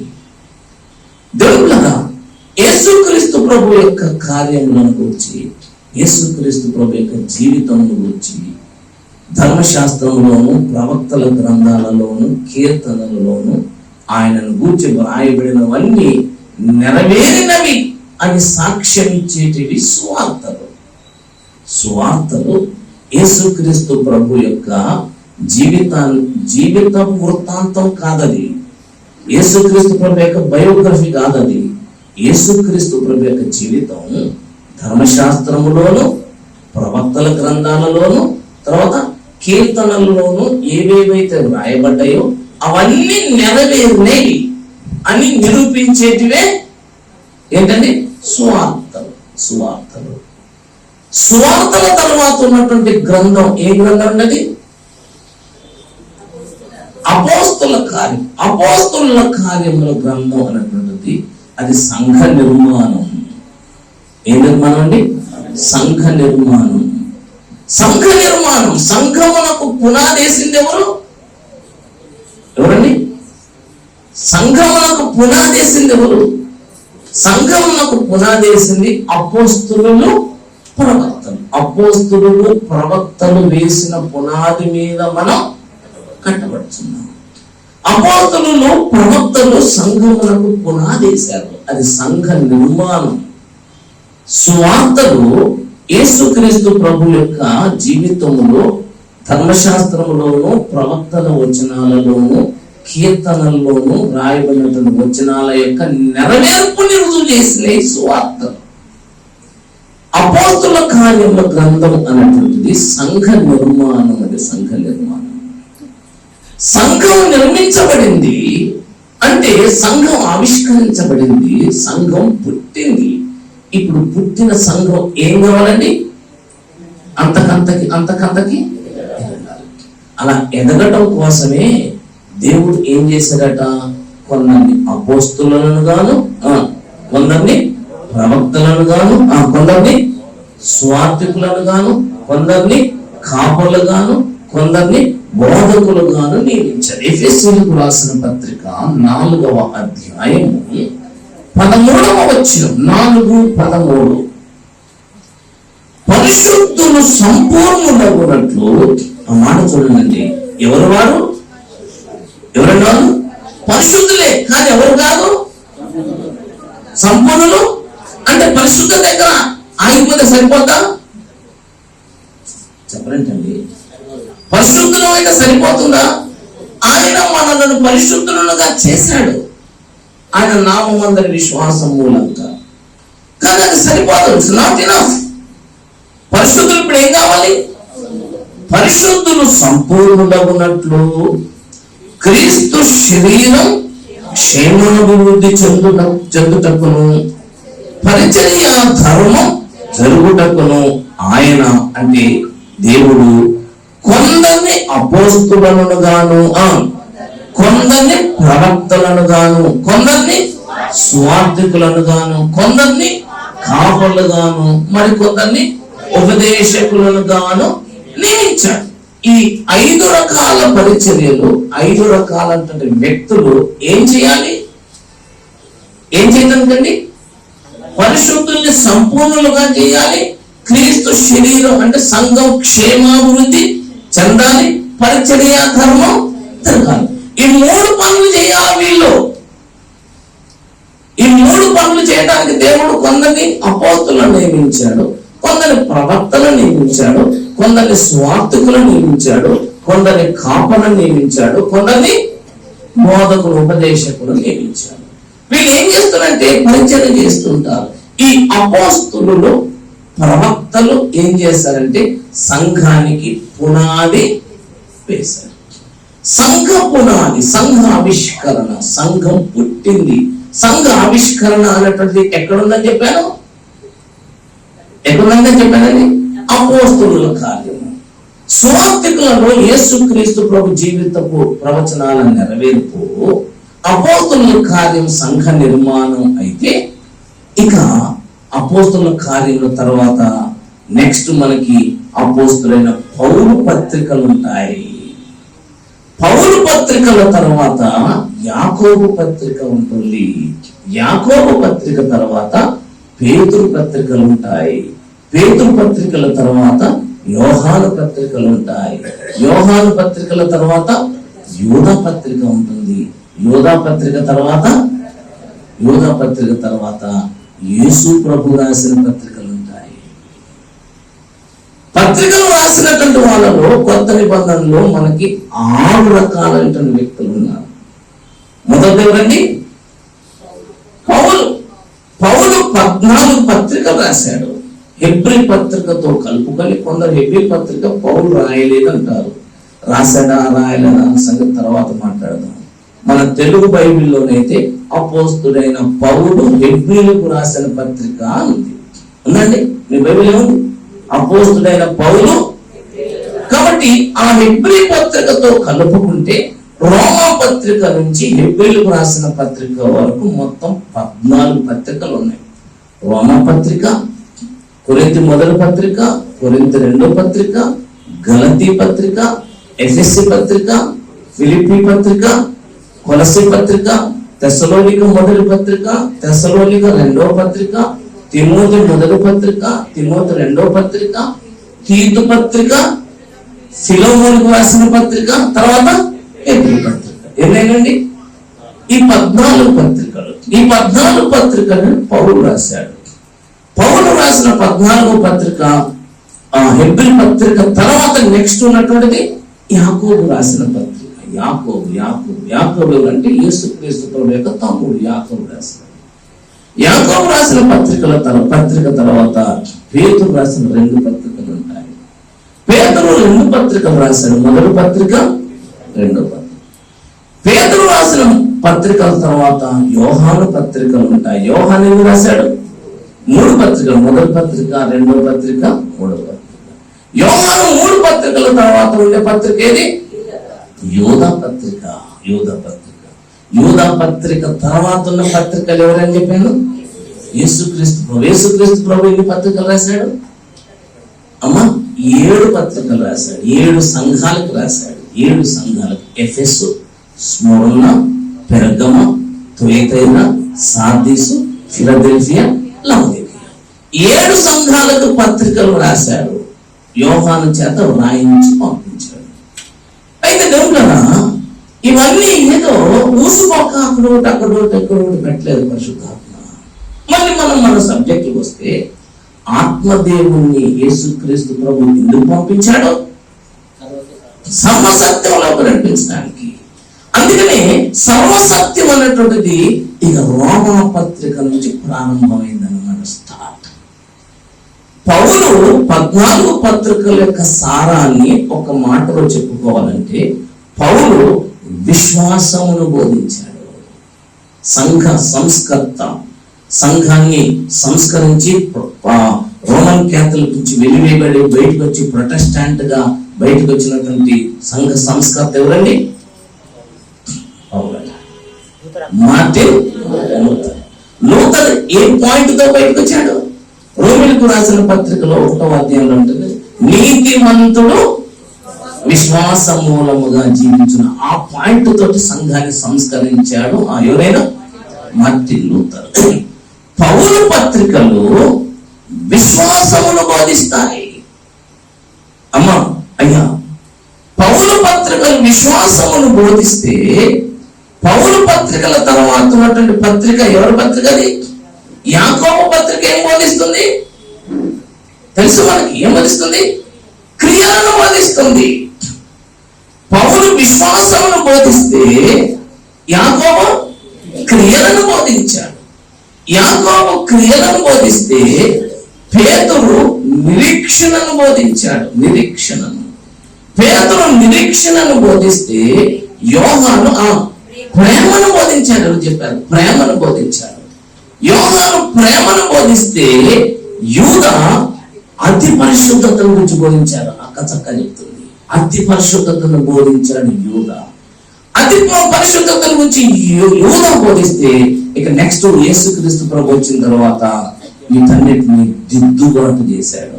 అందుకనే ప్రభు రాసిన పత్రికలను ఏమంటారంటే దిద్దుబాటు పత్రికలు అంటారు. వాటిని ఏమంటారండి? దిద్దుబాటు పత్రికలు. పౌలు ఏం బోధించాడని చెప్పాను మీకు? పౌలు విశ్వాసమును బోధించాడు. విశ్వాసం దగ్గర ఆగిపోతావా?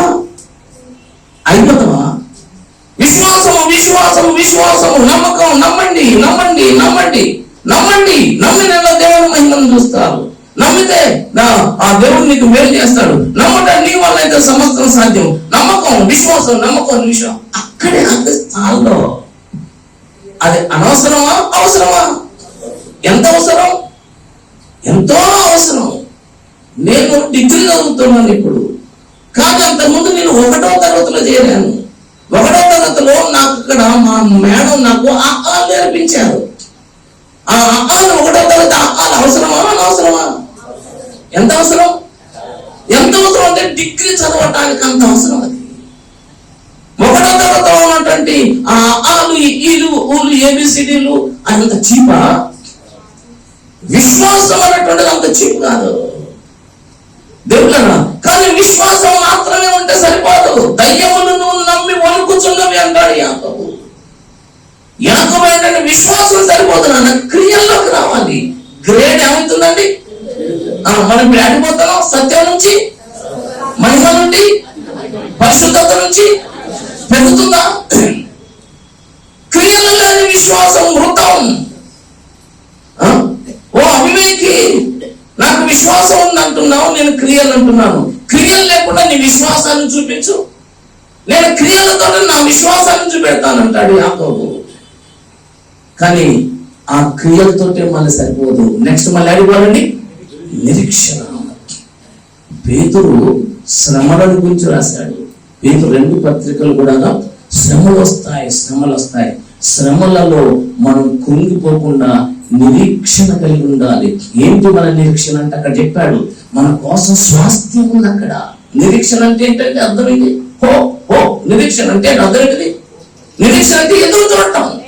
దేనికోసం ఎదురు చూస్తున్నాం? మనకు స్వాస్థ్యం ఉందయ్యా. ఏం స్వాస్థ్యం అంట?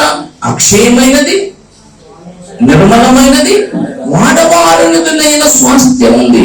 ఆ నిరీక్షణ మనం కలిగి ఉన్నాం అంటాడు పేతురు తన మొదటి పత్రిక 1వ అధ్యాయము 3-4 వచనాలలో ఏం రాశాడంటే, మన ప్రభువు యేసు క్రీస్తు తండ్రి అయిన దేవుడు స్తుతింపబడును గాక, మృతులలో నుండి యేసు క్రీస్తు తిరిగి లేచుట వలన జీవముతో కూడిన నిరీక్షణ మనకు కలుగునట్లు, అనగా అక్షయమైనది, నిర్మలమైనది, వాడవారనిదియునైన స్వాస్థ్యము మనకు కలుగునట్లు ఆయన తన విశేష కనికరము చొప్పున మనలను మరలా జన్మింప చేసెను. మనకు ఒక నిరీక్షణ ఉందండి.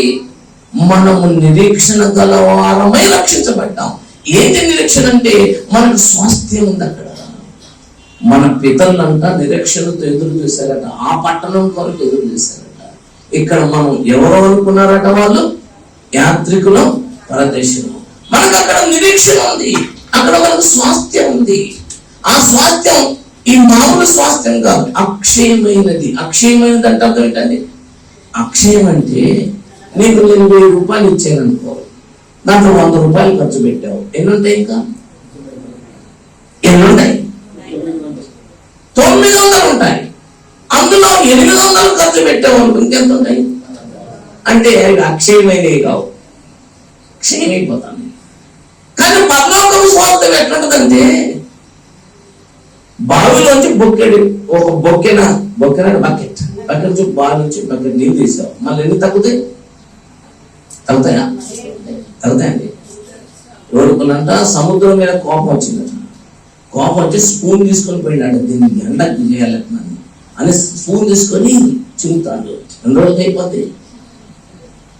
అక్షయమైందంటే దేవుడు మనకి ఇచ్చే స్వాస్థ్యం ఎప్పుడు స్టేబుల్ గా ఉంటుంది. అంతే. ఉదాహరణకు చెప్పి నీకు 1,00,000 రూపాయలు ఇచ్చినందుకు దేవుడు శాశ్వత కాలం నీ దగ్గర, ఆ 1,00,000లో నువ్వు ఎన్నైనా ఖర్చు పెట్టుకో, మళ్ళీ 1,00,000 ఉంటుంది. అక్షయమైనది. రెండోది నిర్మలమైనది. నిర్మలత్వం ఏంటంటే ప్యూర్, ఫస్ట్ క్వాలిటీ. వాడవారందంటే ఎప్పుడు కొత్తగానే ఉంటుంది. నేను కొన్నప్పుడు ఈ కోటు చిక్కులు పోసి కొంచెం ముఖం మార్చింది. కానీ పరలోకంలో మహిమ తగ్గే మహిమ కాదు. నిరీక్షణను బోధిస్తుంది.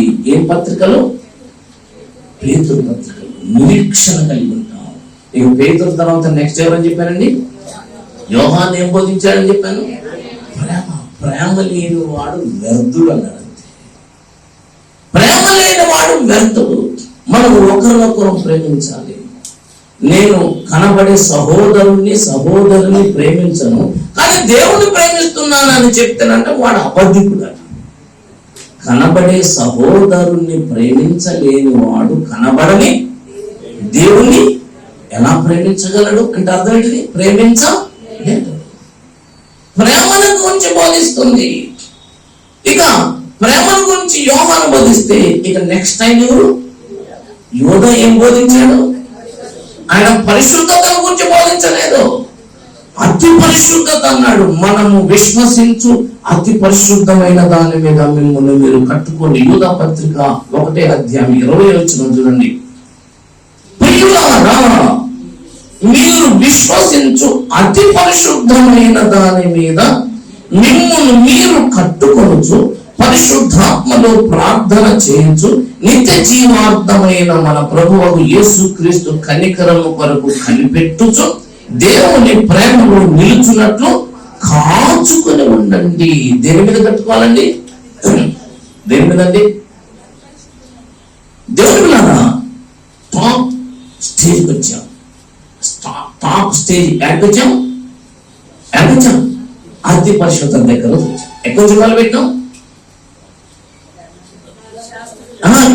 పరిశుద్ధాత్మ దేవుడు వచ్చిన తర్వాత ఎక్కడి నుంచి మొదలు పెట్టాం? విశ్వాసం నుంచి మొదలు పెట్టాం. విశ్వాసం నుంచి ఎక్కడికి చెప్పండి కాస్త. విశ్వాసం నుంచి క్రియలకు వచ్చాం. క్రియల నుంచి నిరీక్షణ వచ్చాం. నిరీక్షణ నుంచి ప్రేమలోకి వచ్చాం. ప్రేమ నుంచి అతి పరిశుద్ధతకు వచ్చాం. అతి పరిశుద్ధతకు వచ్చాం కాబట్టి ఇప్పుడు విశ్వాసం వదిలేస్తావా? అతి పరిశుద్ధతలోకి వచ్చాము, ఇప్పుడు నిరీక్షణ లేదా? దేవుళ్ళరా అంతకంతకి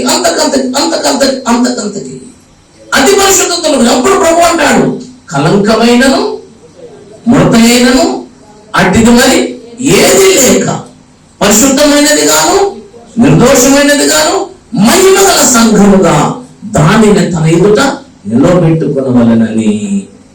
ఈ మాటను వినండి. నెక్స్ట్ మాట, వాక్యము చేత ఉదక స్నానముతో పవిత్రపరుస్తున్నారు. అంటే వాక్యోపదేశం అనేటువంటిది నువ్వు ఈ స్టేజ్కి తీసుకెళ్ళాలి. అలాంటి ఉపదేశం కాని ఉపదేశాలన్నీ కూడా నిష్ప్రయోజనమైనవే. నీ పరిశుద్ధత, నీ మహిమ, నీ భక్తి, నీ నీతిని పెంచి గ్రేడును పెంచనటువంటి ఉపదేశం అది ఉపదేశమే కాదు, అది చెత్తతో సమానం. అంతే. మనం క్రీస్తు యేసు సారూప్యంలోకి ఎదగాలి. క్రీస్తు యేసు సారూప్యంలోకి మనం ఎదగాలి. అవును పౌలు విశ్వాసం చెప్పాడు, యాకోబు క్రియలు చెప్పాడు, పేతురు నిరీక్షణ చెప్పాడు, యోహాను ప్రేమ చెప్పాడు, యూదాతి పరిశుద్ధత చెప్పాడు. ఇంకొక ఆయన మిగిలిపోయాడు. ఎవరైనా ఆయనే చెప్పాడు. మరి ఇంక ఆయన ఏం చేస్తాడండి?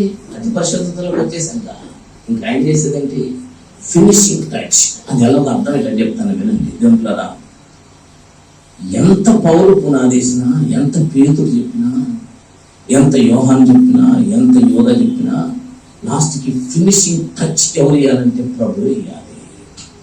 ఏంటంటే మీకు అర్థమని చెప్తాను. ఒక మంచి పెయింటర్ ఉన్నాడు, పెయింట్ వేసిన పెయింటర్ ఉన్నాడు. ఆయనను పిలిచి ఒక అందమైనటువంటి అమ్మాయి బొమ్మ గీయమని చెప్పాము. ఆయన వచ్చేసి పెన్సిల్ తీసుకొని చక్కగా అందమైనటువంటి అమ్మాయి యొక్క స్ట్రక్చర్ పెన్సిల్తో గీశాడు. పెన్సిల్తో గీసిన తర్వాత ఆయన నా పని అయిపోయిందండి అన్నాడు. దాని తర్వాత నెక్స్ట్ ఇంకొక శిల్పిని పిలిచాం. ఆయన ఏం చేశారంటే ఆయన ఆ పెన్సిల్తో గీసినటువంటి ఆ స్ట్రక్చర్ కి రంగులు దిద్దాడు. ఆయన ఏం చేశాడు? రంగులు దిద్దాడు. రంగులు దిద్ది ఎంత చక్కగా ఉంది. ఆయన అన్నాడు నా పని అయిపోయిందండి అన్నాడు. నెక్స్ట్ ఇంకొక పెయింటర్ వచ్చాడు. ఈ రంగులు దిద్దినటువంటి వాటికి చేతులు ఎంత పొడుగు ఉండాలి, జుట్టు ఎంత పొడుగు ఉండాలి, ముక్కు ఎంత పొడుగు ఉండాలి, కొలతల ప్రకారం సెట్ చేశాడు. ఇలా వీళ్ళు ఒకళ్ళ తర్వాత ఒకరు 5 వచ్చారు. 5 వచ్చేసి ఆ అమ్మాయి ఫోటోని పెయింట్ ని కంప్లీట్ చేసేసారు. కంప్లీటెడ్.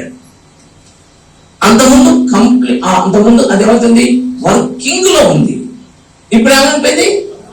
వర్క్డ్ అవుట్ అయిపోయింది. ఇప్పుడు లాస్ట్ కి 6వ ఆయన వచ్చాడు. 6వ ఆయన వచ్చి ఏం చేస్తుంటే టాప్ టు బాటం పైనుంచి కింద చూస్తున్నాడు. కొడు చూస్తున్నాడు, వెంట్రుకలు చూస్తున్నాడు, ఐబ్రో చూస్తున్నాడు, నోరు చూస్తున్నాడు. ఎక్కడ చూస్తున్నాడు అంటే వినండి, ఆయన పాదాల దగ్గర నుంచి చూసుకుని వచ్చాడు. పాదాల దగ్గర నుంచి కాదు, చెప్పుల దగ్గర నుంచి చూసుకుని వచ్చాడు. పాదరక్షలు అంటాడు. పాదరక్షలు తింటండి. ఇక్కడ చూస్తున్నాడు. ఎక్కడ లోపం ఉంది? ఇక్కడ ఒక డాట్ మీదని ఆ డాట్ ఇలా పెడుతున్నాడు. చెప్పుల దగ్గర, పాదాల దగ్గర ఆ వన్నె లాస్ట్కి ఎక్కడికి వచ్చాడంటే వెంట్రుకల దగ్గర వచ్చాడు. ఆ వర్ణను రాస్తాడు పరమగీతంలో. ఎంత అద్భుతంగా ఉంటుంది. నీ పాదరక్షలతో నువ్వెంత అందముగా నడుచుచుంటివి అని పాదరక్షలతో మొదలుపెట్టి వెంట్రుకలతో ముగిస్తాడు. పరమగీతం చూడండి ఒకసారి. పరమగీత కావ్య గ్రంథం 7వ అధ్యాయము తర్వాత చూసుకోండి. కొంచెం అక్కడ మీకు ఐడియాస్ ఇచ్చిపోతానంతే. 7వ అధ్యాయం 1వ వచనం, రాజకుమార పుత్రిక నీ పాద రక్షలతో నువ్వెంత అందంగా నడుస్తున్నావు. ఎక్కడ మొదలుపెట్టాడండి? పాదరక్షలతో మొదలుపెట్టి 5వ వచనం రండి. 5వ వచనం, నీ శిరస్సు కర్మేలు పర్వత రూపము, నీ తల వెంట్రుకలు ధూమ్ర వర్ణము గలవి, రాజు వాటి వంకరముల చేత బద్దుడగుచున్నాడు. ఎక్కడ మొదలుపెట్టాడు? చెప్పుల దగ్గర మొదలుపెట్టాడు. ఎక్కడ ఫినిష్ చేశాడు? వెంట్రుక దగ్గర మొదలుపెట్టాడు. అంటే ఈ 6వ ఆయన వచ్చి ఏం చేస్తున్నాడు? అమ్మా దిద్దుబాటు చేస్తున్నాడు. ఎఫ్ఎస్ సంఘం దగ్గరికి వచ్చాడు. ఎఫ్ఎస్ వచ్చాడు. ఎంత విశ్వాసం ఉంది నీకు, క్రియ అలాగా మెచ్చుకున్నా లేదండి. ఎంత బాగుందో కానీ ఒక్కటి లోపం ఉంది అక్కడ. అంటే ఏం చేస్తాను ఇప్పుడు? ఏం చేస్తుంది? ఒకటే కదా పోనీ, అదేమైంది? ఒకటే చాలా ఉందండి. 2వ అధ్యాయం ఏంటి? 2వ అధ్యాయం ప్రకటన 2వ అధ్యాయము 1వ వచనం చూడండి ఒకసారి. ప్రకటన గ్రంథము 2వ అధ్యాయము 1వ వచనం నుంచి,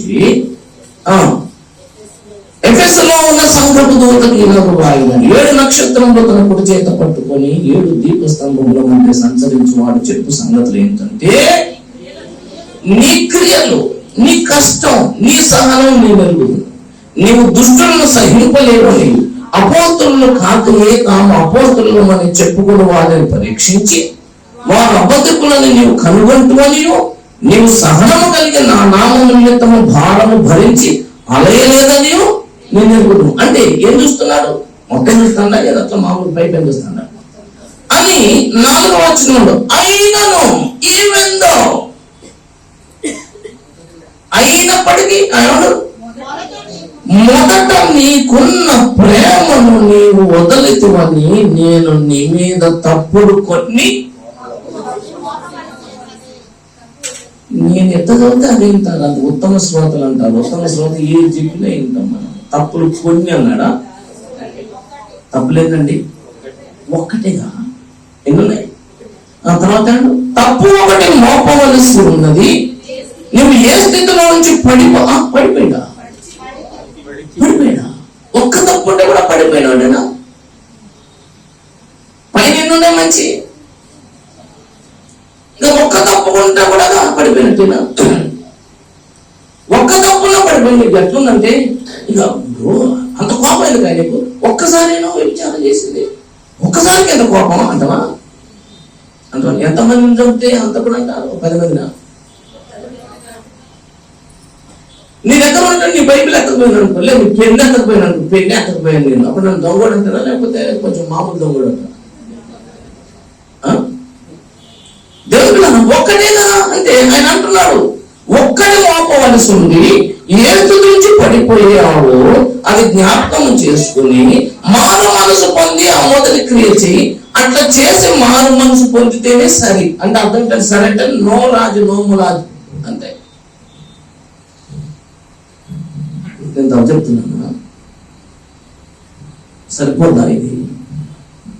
అట్లయితేనే సరే, నీ లేకపోతే నీకు నాకేం లేదంతే. లేకపోతే నీ దీపస్తంభాన్ని దాని చోట నుంచి, దీపస్తంభం అంటే ఏంటిది? సంఘం అని చెప్పాడు. అంటే సంఘాన్ని తీసేస్తానంట. అట్లయితేనే అదేంటి ప్రభు, నువ్వు జాలి గల్లోడివి, కనికరం గల్లోడివి, ప్రాణం పెట్టినోడివి, నేను ఎంత స్ట్రిక్ట్ ఏం బాగాలేదు, బాగలేదు కాదు, నేను పరిశుద్ధాత్మను పంపిందే అందుకోసం. నేను వెళ్ళటం మీకు ప్రయోజనం. నేను వెళితే ఆయన పంపుతా. ఆయన మిమ్మల్ని ఏం చేస్తాడు? ఎట్లా చేస్తాడు మిమ్మల్ని? ఎట్లా చేస్తాడు? నేను చూస్తే నా కంటికి నువ్వు అత్యంత అందంగా కనపడాలి. పరమగీతంలో అన్నాడు 7వ అధ్యాయం, సుందరి సుందరి నీ యందు పరమగీతం 7వ అధ్యాయం ఒకసారి పరమగీతము అధ్యాయము 7వ వచనం, పరమగీతము 4:7. నా ప్రియురాలా, నీవు సుందరివి కాదు, అధిక సుందరివి. చూసానండి, కలంకం ఏమి లేదు. ఈ అమ్మాయినేనా ఎస్ఐ చేసుకునేది, వేరే అమ్మాయినా? చెప్పలేంటండి. పరమగీతంలో ఉన్న అమ్మాయిని చేసుకుంటాడా ఎస్ఐ, ఇంకొక అమ్మాయిని చేసుకుంటాడా? పరమగీతంలో ఉన్న అమ్మాయి ఎలా ఉంది? అధిక సుందరి. తర్వాత ఇప్పుడు ఆ సుందరి ఎవరు? నువ్వా, మనమేనా, ఇక్కడ వేరుతుందా? మనమైతే మరి మనలో అధిక సుందరత్వం ఉందా? కలంకం ఏం లేదా? మరి ఎట్లా? అసలు నువ్వెవడో నాకు తెలియదు, నువ్వెవరితో నాకు తెలియదు అంటాడు. ఏం చేద్దాం? అట్లా అనలేదు అనుకుంటావా? అట్లా అనుకుంటే ఈ వచనాలన్నీ కొట్టేస్తావా? ఎన్నుంటి అయిపోతాయా? ఇవన్నీ ఉంటే అయిపోతాయా? ఓ ఎఫెసు ఒక్కటే లోపం, అది సరైతేనే సరి అన్నడా? సరైతేనే, లేకుంటే ఏం లేదు. పెరగమా నువ్వేం చేస్తున్నావు? నికోలైతులు ఉంచుతున్నావు. బిలము బారాకు బోధ, బిలము నేర్పిన బోధ. ఓ తువేతైరా, నువ్వు యజబేలు స్త్రీ ఉంచుతున్నావు. దిద్దుబాటు, ఫినిషింగ్ టచ్ అంటాం. ఈ పెయింటర్స్ ఏం చేశారు? ఆ బొమ్మని ఏం చేశారు? మొత్తం కంప్లీట్ చేశారా, వదిలేశారా? మొత్తం కంప్లీట్ చేశారు. మరి ఈయన వచ్చి చేసింది ఏంటది? ఈయన ఫినిషింగ్ టచ్, దాన్ని దిద్దుబాటు లేఖలు అంటారు. దాని తర్వాతనే యేసుక్రీస్తు ప్రభు యొక్క రెండవ రాకడ. దాని తర్వాతనే ఆయన మీ నిమిత్తమై ఆలస్యం చేస్తున్నానన్నాడు. సంఘ నిర్మాణం జరుగుతుంది, సంఘ నిర్మాణం జరుగుతుంది. అయితే దేవులారా, అవును, అసలు ఈ ప్రసంగం మనం ఎక్కడ మొదలు పెట్టాం? ఎక్కడ మొదలు పెట్టండి? చెప్పండి, ఎక్కడ? ఎబ్రిల్ రాసిన పత్రిక 8వ అధ్యాయం చూడండి, 8వ అధ్యాయము 10వ వచనం. అక్కడ మొదలు పెట్టాం, అక్కడే ముగిద్దాం. ఇప్పుడు అక్కడ ఏమంటే, అక్కడ రాసింది ఏంటంటే, కొత్త నిబంధన అనేటువంటిది మీ హృదయాల మీద, మీ మనస్సులో. అయ్యారా తమ్ములారా, నువ్వే ఒక బైబిల్ అయిపోవాలి. That is the ultimate. చిత్తశుద్ధి. మొట్టమొదట బైబిల్ దేని మీద రాశారండి? ఫస్ట్ ఫ్రమ్ అంటే ఇన్ ద బిగినింగ్. మొట్టమొదటి దేని మీద రాశారండి? అమ్మా రాతి పలకల మీద రాశారు. అంతేనండి. దేవుడైనటువంటి యెహోవా దేని మీద రాసిచ్చాడు? రాతి పలక మీద. మోషి పలక కొడితే మళ్ళీ కూడా రాళ్ళు చెప్పుకొని రానా, మళ్ళీ రాస్తానంటే మళ్ళీ మొట్టమొదటి రాసిన దేని మీద? రాతి పలక మీద రాశాడు. తర్వాత ఎక్కడ రాశారు తెలుసా? రాతి పలకల మీద వాటిని, రాతి పలకల మీద రాసినటువంటి వాటిని నెక్స్ట్ పైపైరస్ అన్నటువంటి చెట్టు బెరడ మీద రాశారు. ఒక చెట్టు తోలు తీసి, అది స్మూత్ గా ఉంటుంది ఆ చెట్టు, దాని పేరు పైపైరస్. ఆ చెట్టు బెరడు తీసి, తోలు తీసి దాని మీద రాశారు. దాని తర్వాత మూడవది చర్మాల మీద రాశారు, జంతువుల చర్మాల మీద రాశారు, జంతువుల చర్మాల మీద. దాని తర్వాత కాగితాల మీద రాశారు. దాని తర్వాత లాస్ట్ హృదయాల మీద రాశారు. అదేనండి, నీ హృదయం అనే పలక మీద రాస్తాడు. నువ్వే ఒక బైబిల్ అయిపోవాలి. అది ఫినిషింగ్. అంత్యకాల సిద్ధపాటు సభలంటే అది. నువ్వే ఒక బైబిల్ కాదు. నువ్వే ఒక బైబిల్ కాకపోతే వేరే నేను బైబిల్ చెప్తాను. పౌలు కొరింథీ సంఘంలో ఉంటాడు. 2వ పత్రిక. అక్క ఎవరో నేను చెప్పముందే నా ఆత్మ అక్కడ పనిచేస్తుంది.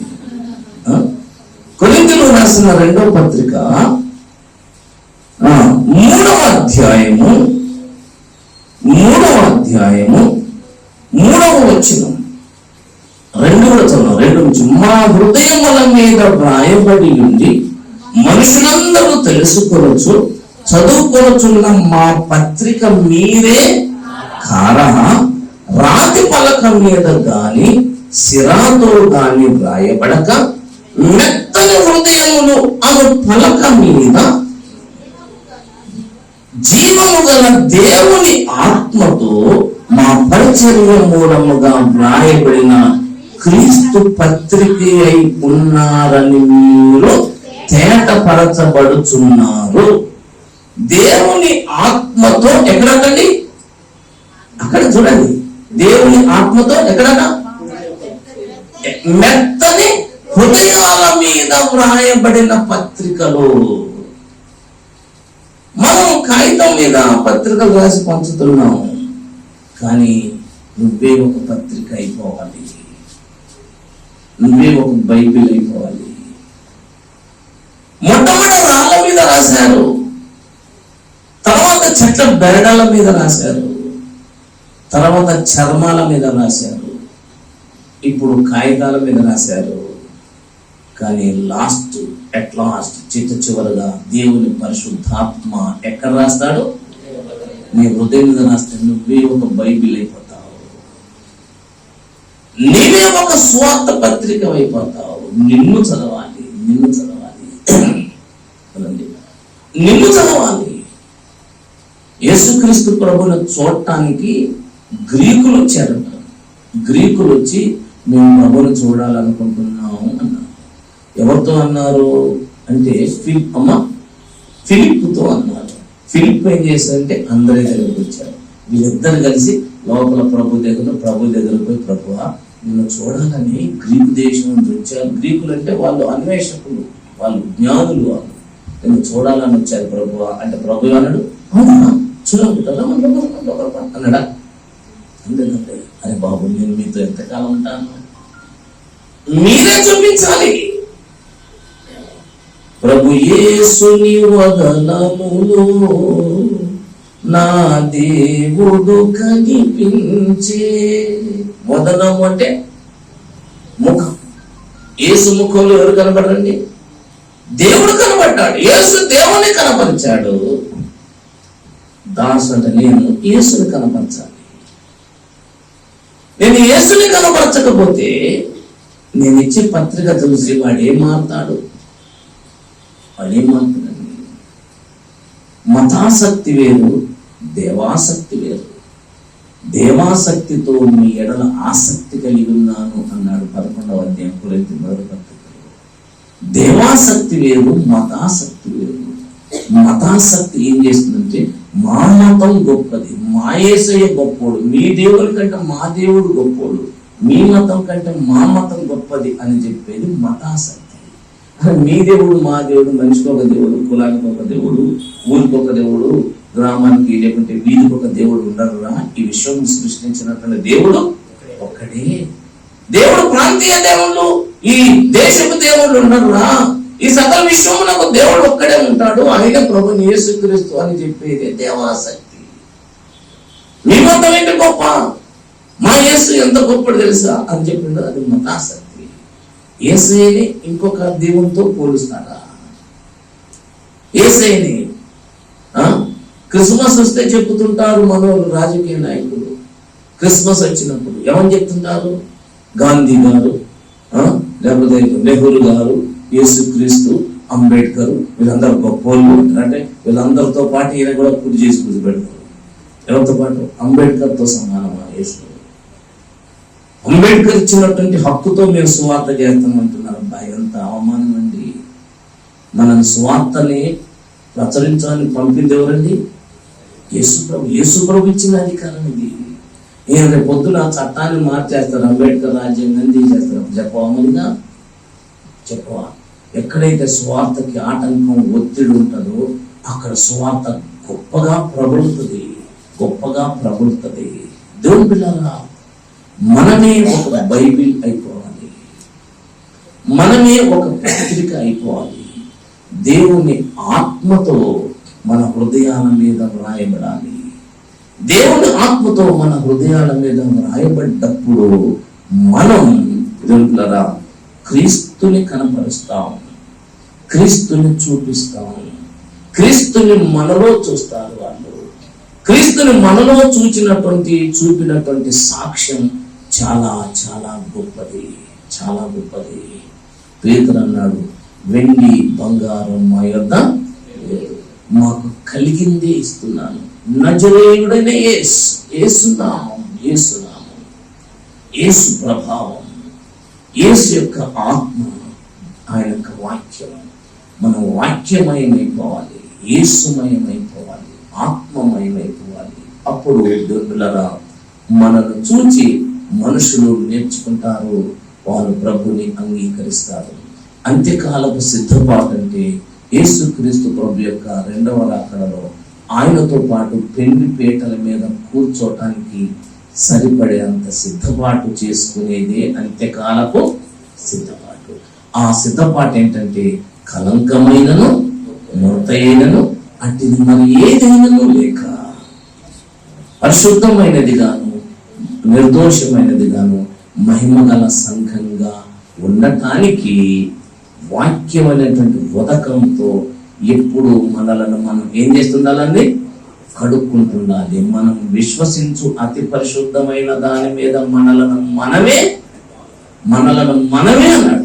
ఎందుకు మనలను మనమే అన్నాడంటే, మళ్ళీ చెప్తున్నాను, ఈ కాలంలో మోసం చేసేటోళ్ళు ఎక్కువ మంది, మోసపోయే వాళ్ళు ఎక్కువ మంది. నువ్వు మోసపోకుండా ఉండాలంటే నీకున్నటువంటి ఆయుధం ఒకటి పరిశుద్ధాత్మ దేవుడు, రెండోది ఆయన ఇచ్చినటువంటి లేఖనం. పరిశుద్ధాత్మ దేవుడు లేఖనాన్ని నీకు బోధించాలంటే దీని మీద నువ్వు దివారాత్రులు ధ్యానం చేస్తూ ఉండాలి. విలువైనటువంటిది కనుక పైన దొరకదు. సింగరేణి బొగ్గు అట్లా దోజులతో తోడేస్తారు, అట్లా బంగారం వెండి వజ్రాలు దొరుకుతాయా?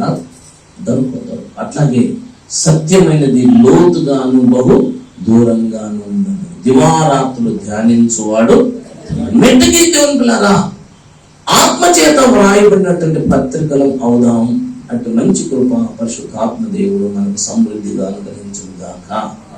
ఆమె ప్రార్థన చేసుకుందాం. తల వంచండి, కళ్ళు మూసుకోనండి, ప్రార్థన చేసుకుని ముగించుకుందాం. అందరూ తల వంచి కళ్ళు మూసుకోనండి. ఒక్క నిమిషం మీ మనసులో, ప్రభువా నన్ను సిద్ధపరచు, ప్రభువా నన్ను సిద్ధపరచు, ప్రభువా. మనలను సిద్ధపరచడానికి దేవుడు పరిశుద్ధాత్మను పంపాడు. మన వలన మనము అంత సంపూర్ణం కాలేము, అది హైలీ ఇంపాసిబుల్. కానీ పరిశుద్ధాత్మ దేవుడు నిన్ను అలా చేస్తాడు. దేవుని యొక్క వాక్యముతో నిన్ను శుద్ధి చేస్తాడు. వాక్యం అనేది లోపలికి వెళ్ళి పనిచేస్తుంది. మిక్కిలి కనికరముల దేవా నీకు స్తోత్రం చెల్లిస్తున్నాను. వందనాలు తండ్రి, వందనాలు తండ్రి, వందనాలు తండ్రి. దేవా ఆత్మచేత మా హృదయాల మీద మీరు రాయండి. మేము క్రీస్తు పత్రిక మాకు సహాయం చేయండి. క్రీస్తుతో వివాహములకు మమ్మల్ని సంసిద్ధులుగా చేయమని దగ్గర యేసునామమున బ్రతిలాడి వేడుకుంటున్నాం మా పరమ తండ్రి. ఆమేన్.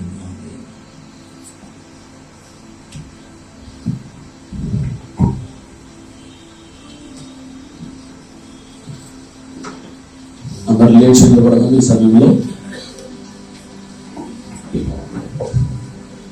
ప్రార్థన చేసుకొని ముగించుకుందాం. ఈ సమయంలో ఎందుకంటే మరి వాక్యం వినటం అనేది ఎప్పుడు దొరకని మళ్ళా ఒక సంవత్సరం పడుతుంది. కాబట్టి దేవుని మహాకృపను బట్టి మరి ఎంతమంది హ్యాపీగా ఉన్నారు? హల్లెలూయా. పెళ్ళికి పోతే 12-1 గంటల దాకా కూర్చుంటారు కదా మీరు. పెళ్లి కొడుకు వచ్చేదాకా, రిసెప్షనిస్ట్ వచ్చేదాకా, వాళ్ళు ఇంకో 10 నిమిషాలు వచ్చిందాకా వాళ్ళతో వెళ్తాం, ముచ్చట్లు వేసుకుంటారు. స్నాక్స్ ఇస్తారు కాబట్టి కూర్చోవచ్చు. మేము స్నాక్స్ ఇస్తాం. దేవుని మహాకృపను బట్టి మరి చక్కటి వర్తమానాన్ని మనం విన్నా. అంత్యకాలంలో సిద్ధపడదాం. ప్రార్థనతో కూడుకుని ముగించుకుందాం. ఎందుకంటే టైం అవుతుంది. దూరం వెళ్ళేవారు ఉన్నారు కొంతమంది. వారి కొరకు రేపు త్వరగా వస్తే కన్నకి 8కి ఇవ్వాలనుకున్నాం. ఈరోజు కొద్దిగా అన్న ప్రయాణం చేసి వచ్చారు. రేపు ఇంకా ఎర్లీగా ఇస్తే ఇంకా బాగుంటుంది. 10 o'clock మనం ముగించుకుందాం. రేపు ప్రేమ విందు కూడా ఉంటుంది కాబట్టి లాస్ట్ డే. మరి దాని విషయంలో మనం ప్రాధాన్యపడదాం. నాకైతే చాలా ఇష్టం అనమాట. ఎందుకంటే ఇంకో సంవత్సరం పడుతుంది మళ్ళీ వినటానికి. జనవరిలో 5 రోజులు క్యాంప్ ఉంటుంది. మీరు అందరూ వస్తానంటే తీసుకెళ్ళిపోతాను నేను అండి. చక్కగా 5 రోజులు అక్కడే కూర్చొని హ్యాపీగా మరి వేడి నీళ్ళు దొరకవు, అందరికి చన్నీళ్ళు పోసుకోవాలి. కాబట్టి అలాంటి క్యాంప్ ఉంటుంది. ఆ క్యాంపులోకి వస్తానని మేము తీసుకెళ్తాం తప్పకుండా. హల్లెలూయా. ప్రార్థన చేద్దాం. మంచిది, సమయంలో ముగించుకుందాం. సర్వికలి కనికరం కలిగిన మా ప్రియ పరలోకపు తండ్రి, మీ ప్రశస్తమైన నామముకై కృతజ్ఞతాస్తుతులు స్తోత్రాలు చెల్లిస్తున్నా. మీ దాసులను పెట్టి చక్కటి మాటలు మా హృదయాల్లోనికి నింపునందుకు వందనాలు.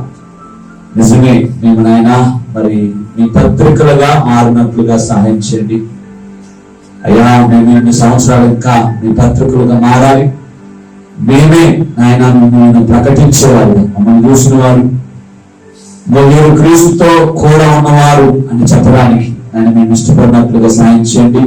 అట్లా మా సంఘాన్ని ఫిలదెల్ఫియా గాస్పెల్ ప్రేయర్ మినిస్ట్రీస్ ని అభివృద్ధి పరచండి. పిల్లలందరూ అలా ఎదగడానికి సహాయం చేయమని ప్రార్థన చేస్తున్నా. వచ్చిన ప్రతి బిడ్డను దీవించండి, ఆశీర్వదించండి. వెళుతున్న మార్గంలో మీరు తోడుగా ఉండండి. దైవజనం అంత దూరం నుంచి మా యొద్దకు ప్రతి సంవత్సరం మీరు పంపుతున్నందుకు వందనాలు చెల్లిస్తున్నా. ఇంకా మీరు మమ్మల్ని బలపరిచి మీరు వాడుకుని పొందమని మీ దాసుని ప్రత్యేకంగా మరి వచ్చినటువంటి కుటుంబాలన్నిటిని బట్టి వందనాలు చెల్లిస్తూ యేసు నామములో మరి వేడుకొచ్చున్నాం పరమ తండ్రి. ఆమేన్, ఆమేన్, ఆమేన్. తండ్రి యొక్క ప్రేమ, కుమారుని యొక్క కృప, పరిశుద్ధాత్మ యొక్క అన్యోన్య సహవాసం, సమాధానం, నిత్య కాపుదల సదాకాలం దేవుడు మనందరికీ తోడైండును గాక. ఆమేన్, ఆమేన్. ఇంతవరకు ఓపికతో ఉన్నందుకు మీకు అందరికీ కృతజ్ఞతలండి. ఇంతవరకు నా ఛానల్ సబ్స్క్రైబ్ చేసుకోకపోతే దయచేసి సబ్స్క్రైబ్ చేసుకోండి, లైక్ చేయండి, షేర్ చేయండి. ఇంకా లేటెస్ట్ వీడియోల కోసం బెల్ ఐకాన్ మీద క్లిక్ చేయండి.